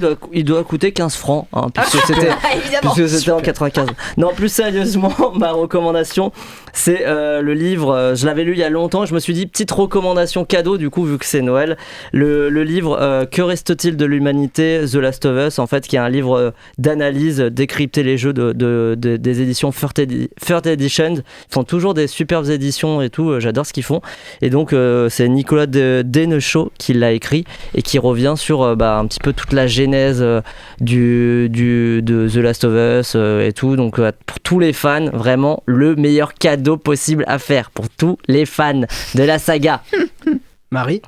Oui, alors moi je vous avais parlé de l'association Orphelin chez qui je suis bénévole. Eh bien je vous conseille ce soir mes deux petits chats que j'ai à la maison qui s'appellent Lune et Inouk qui sont à l'adoption si vous voulez. Petit trigger warning en cette période de fête, un animal n'est pas un jouet.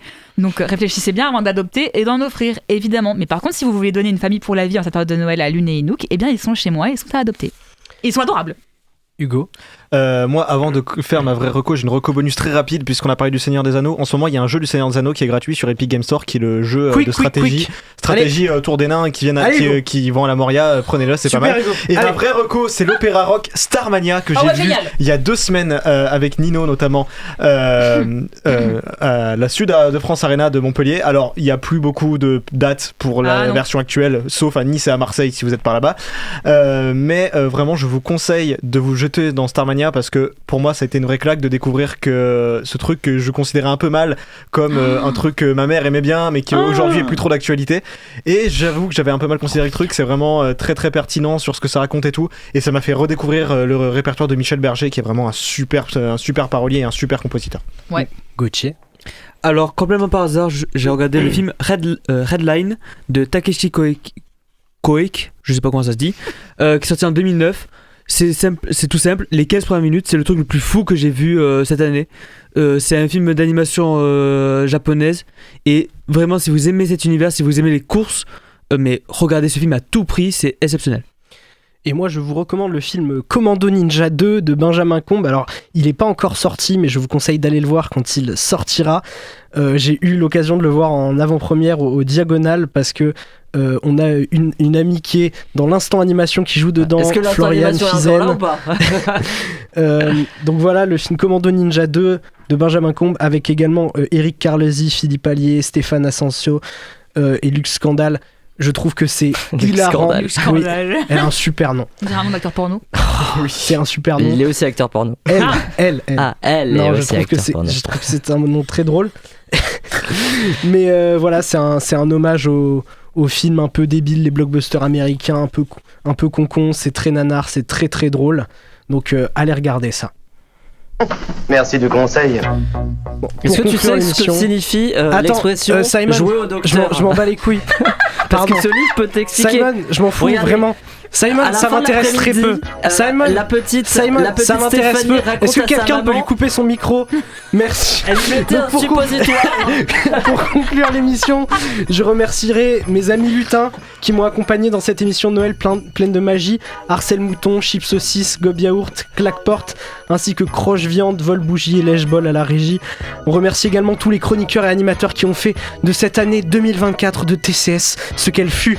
Alors, certes, c'est pas une fin de saison, mais c'est une fin d'année quand même, donc on fait un petit remerciement. Je cite en vrac Maxime le psychopathe, Jules, Inès, Oksana, Valentin, Florent, Jeanne, Alexandre, Martin, Ali, Hugo et bien d'autres. Mais on remercie aussi tous nos invités prestigieux, Grégory Lucili, Reda Kateb, Emma Benestan et beaucoup d'autres, mais pas Michel Hazanavicius. Pas Victoria Luziac. Et on remercie également Thomas Edison qui en 1883 a inventé le tube à vide à 2 électrodes, ce qui nous permet aujourd'hui d'être autour de cette table et de faire une émission de radio tranquillou.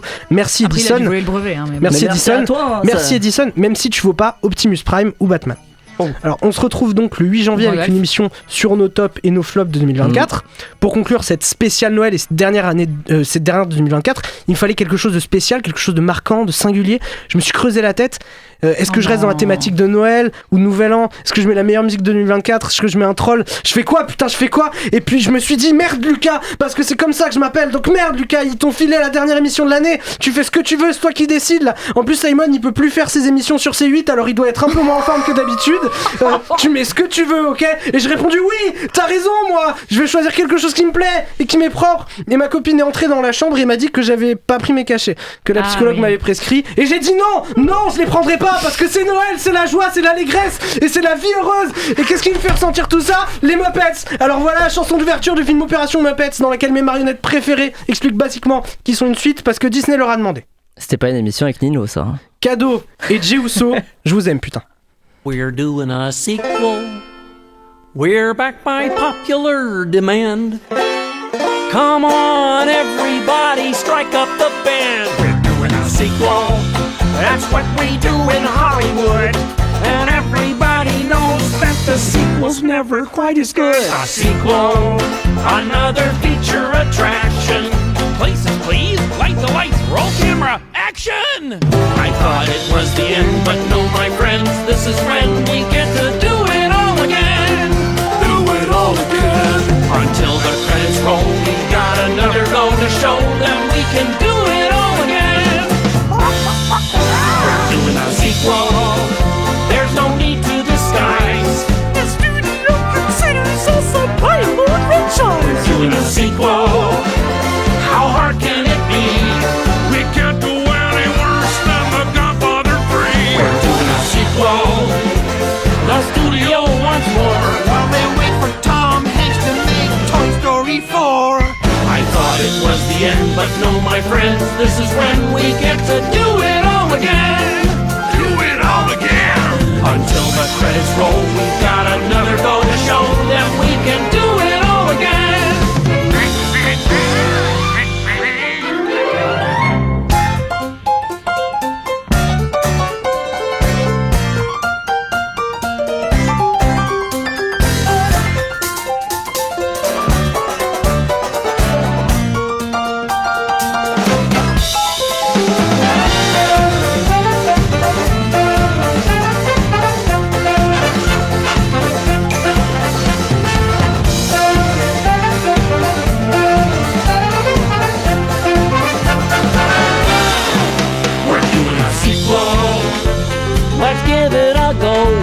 With Hollywood stars and more one-liner cameos. We're doing a sequel. I don't mean to be a stickler, but this is the 7th sequel to our original motion picture. We're doing a sequel. Let's give it a shot. All we need now is a half-decent plot. Got it! An epic love story between a very handsome, long-nosed purple thing and a beautiful chicken. Gonzo with the win!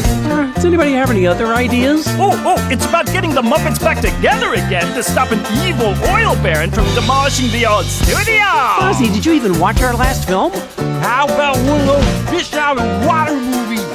Yeah, I'm not so sure about that, Lou. It's about a frog who marries a beautiful, perfect pig, and they have to kiss each other a lot!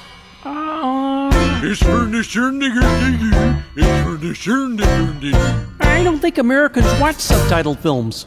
How about a movie where you don't make a movie? And we all get to go home early. Good grief. It's about a lonely dog, and one night he sees something he should never have seen, and he has to live with a terrible secret. That sounds a little dark, Rolf. Kermit, how about the Muppets go on a world tour? That's perfect. I thought it was the end, but no, my friends, this is when we get to do it all again. Until the credits roll, we've got another go to show that we can do it all again. We're doing a sequel. It's more of the same. Let's give it a name. How about the Muppets again? It's the Muppets again, with the Muppets again.